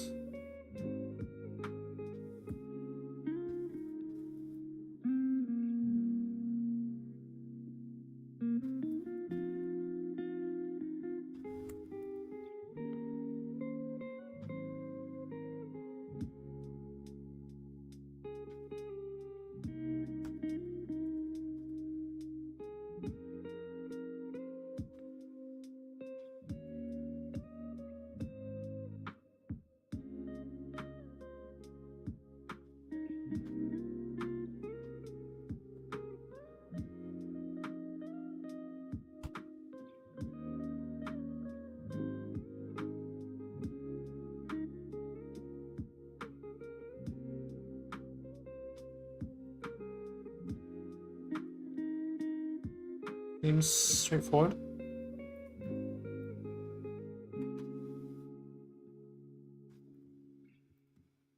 Okay, we'll put some spaces in. The ID is complaining. Alright. Huh. Good. Huh?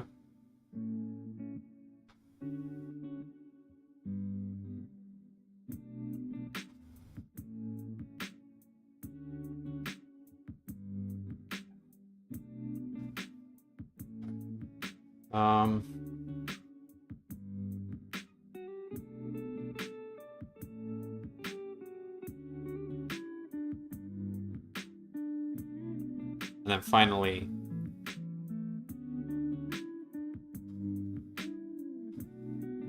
if not did move, print step break. Go.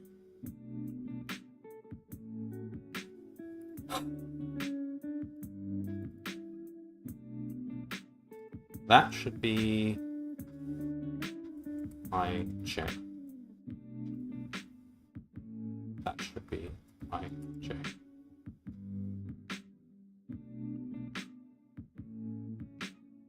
$520.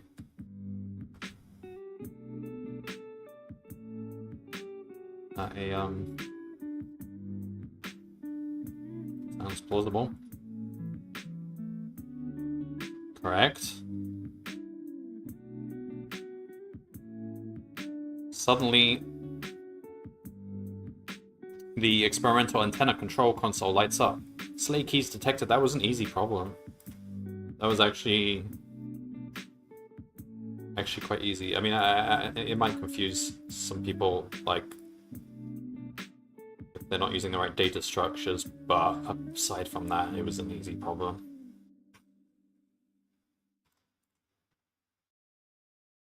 According to the console, the keys are directly under the submarine. You landed right on them. Using a robotic arm on the submarine, you moved the Slay keys into the airlock.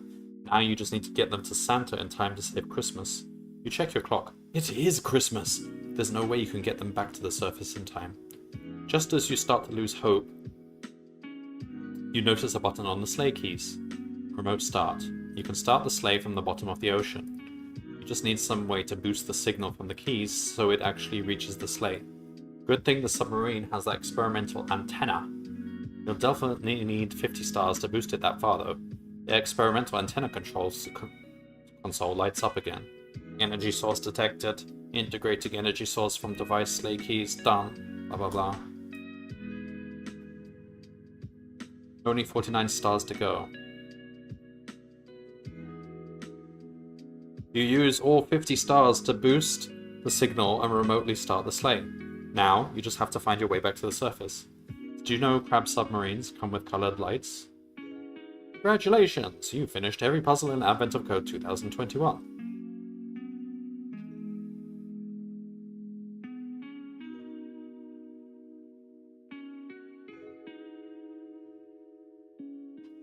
Alright. We did it. We are a 500 star holder.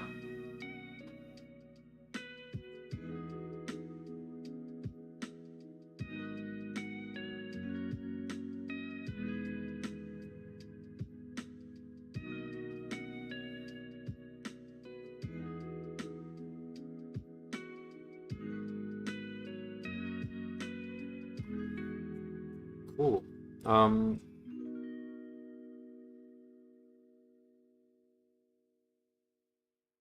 Surprisingly few people did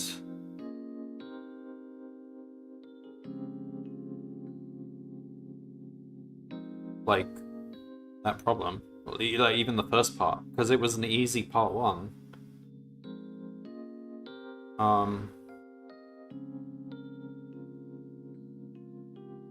Yeah, I guess it's just the factor of people giving up at some point, and only smaller numbers of people actually sticking through to the end.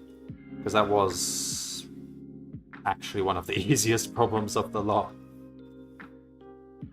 I would argue easier than a couple of maybe 1 or 2 of the early ones.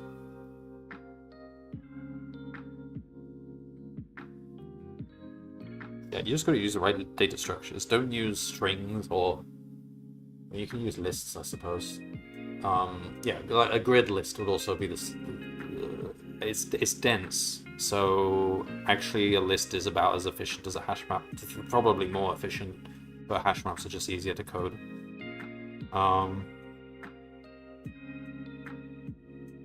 Yeah, I mean, the thing that would have tripped people up is the simultaneous move thing, but the way they worded it, if you just carefully do the same thing in code, it's not that hard.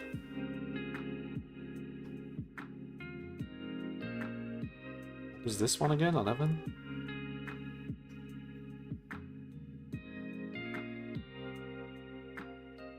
Oh yeah, you just changed the number to be...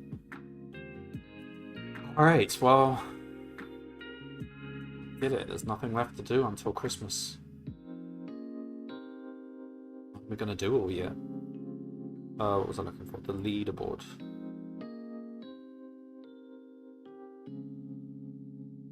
Captain Coda.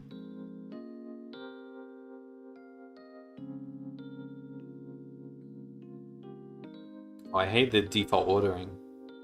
Why would I want to use anything other than stars? Oh, yeah, because it still orders... It's still...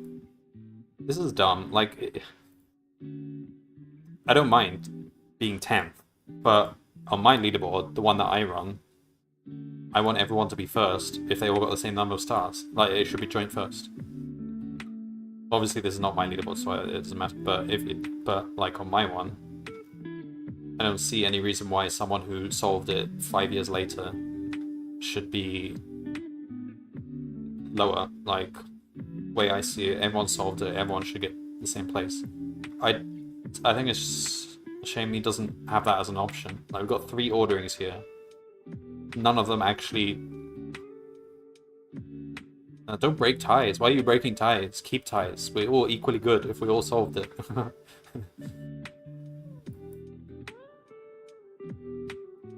Like, it doesn't matter that much. It's just a leaderboard that I don't use much. But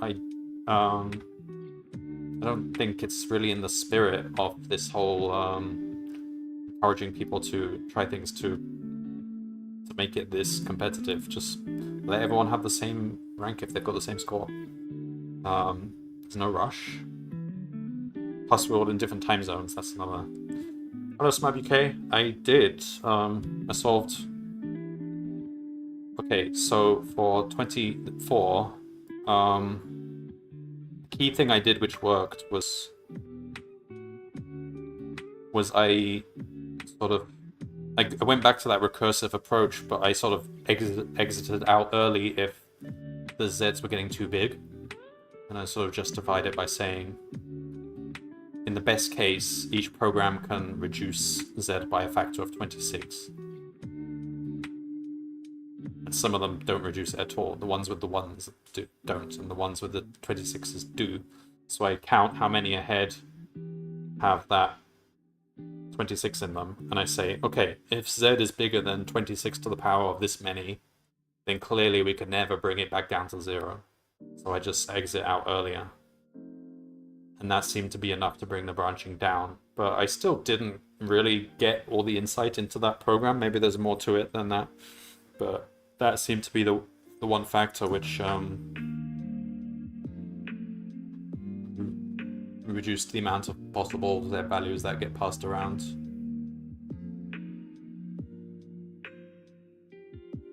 Because it means you don't, at that point, you just don't make any more recursive calls, you just stop. I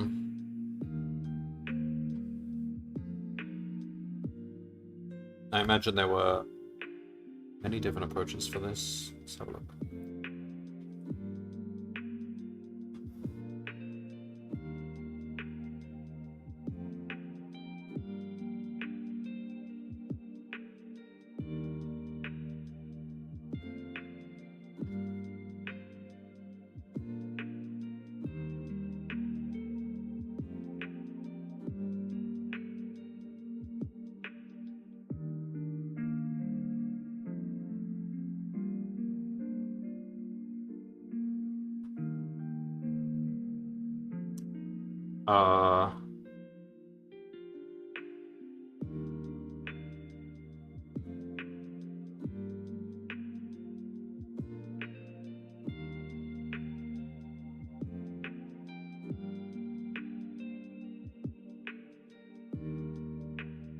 Yeah, I don't. From looking at, I don't really understand what's going on.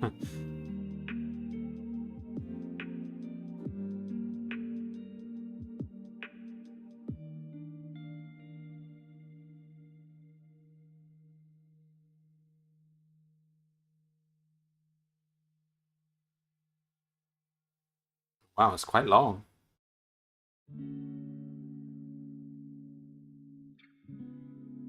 What's all this? Are you making a diagram out of it?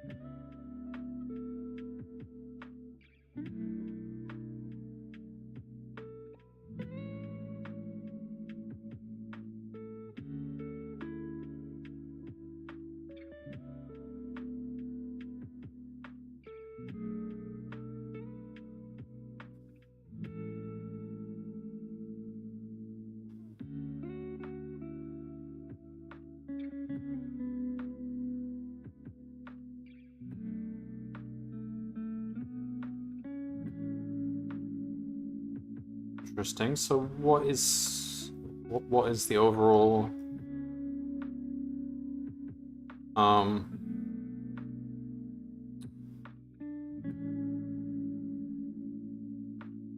is it some kind of dynamic programming process?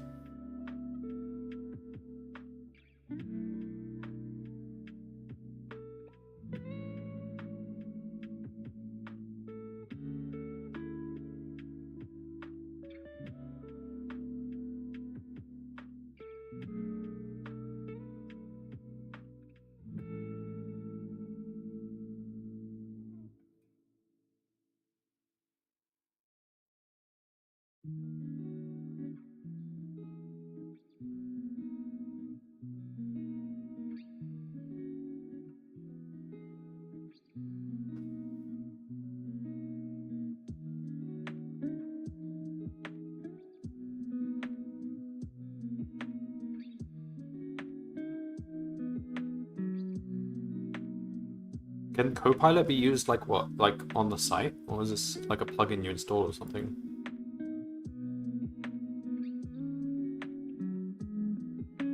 Shift C.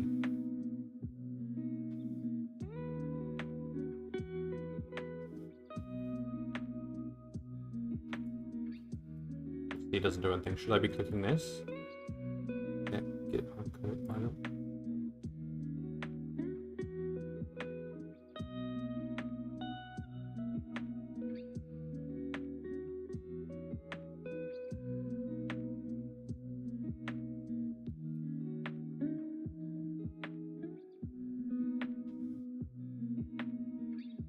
That doesn't look like free to me. Why did they say get it for free?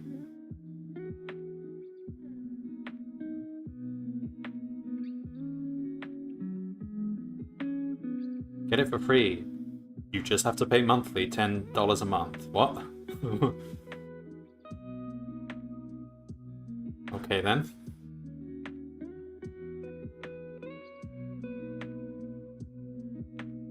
Do I already have it?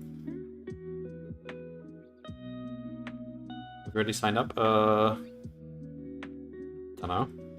If it's asking me to get it, then I guess no. Alright, I might not worry about it right now. I guess I have to look at this. No, it'll take like 30 minutes to do anyway at the bottom there. I tried Shift C, yeah, it doesn't do anything. But yeah, it says I need to fill out those things. So, and it says at the bottom it'll take 30 minutes to process after I've done that, so. Alright. But yeah, GitHub Pilot, Copilot, I'm interested to try out.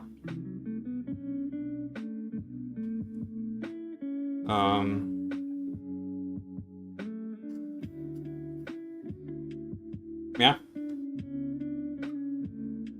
Impressive bulk of code there. So, are you... Oh no, you said you've only done a couple of years, right? Complete. Well, no, is this the only year that you've done?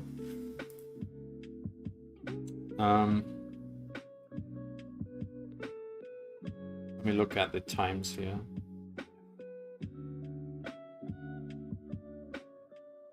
Oh yeah, well, 20... And 25 was... I like its ability to document my code enough that I paid the 10 month. Yeah, I mean, definitely $10 a month is actually, compared to a lot of subscription services these days, that's actually pretty good.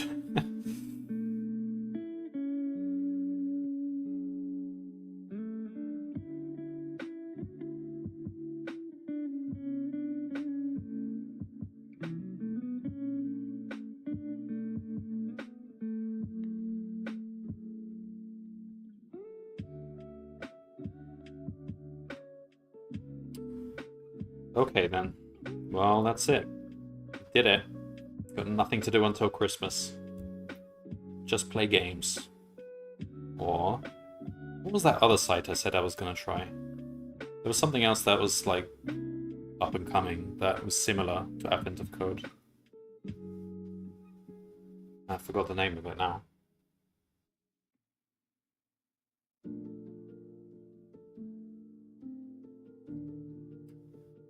I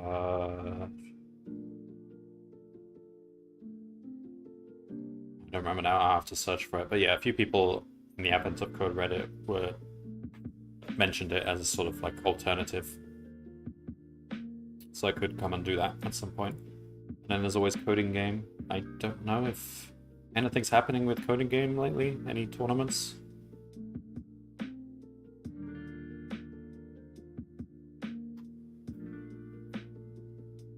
Alright, SmiteBK, thanks for watching the past month or so. See you again at Christmas.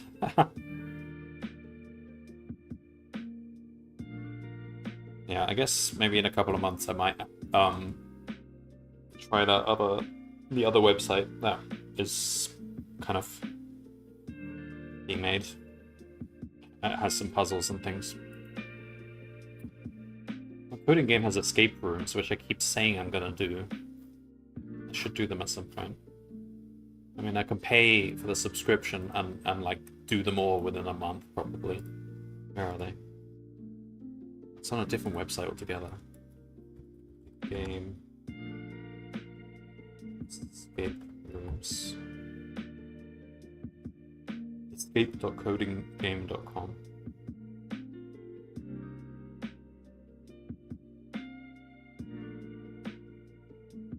Stop asking me to log in. I just want to see what it is. Also, why doesn't it remember my login? I guess I haven't used it for a while.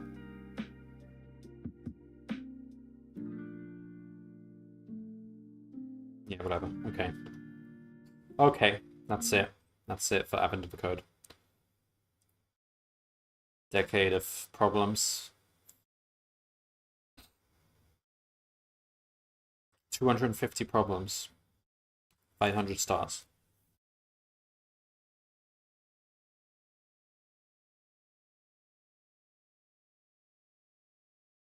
Alright, nothing more to say. Hope that's been informative to anyone who watches this in the future. I need to go stitch together a bunch of YouTube videos because most of these last ones I didn't finish in a day, and I've got a whole bunch of partial video files lying around. Alright, thanks for watching. See you in December. Bye-bye.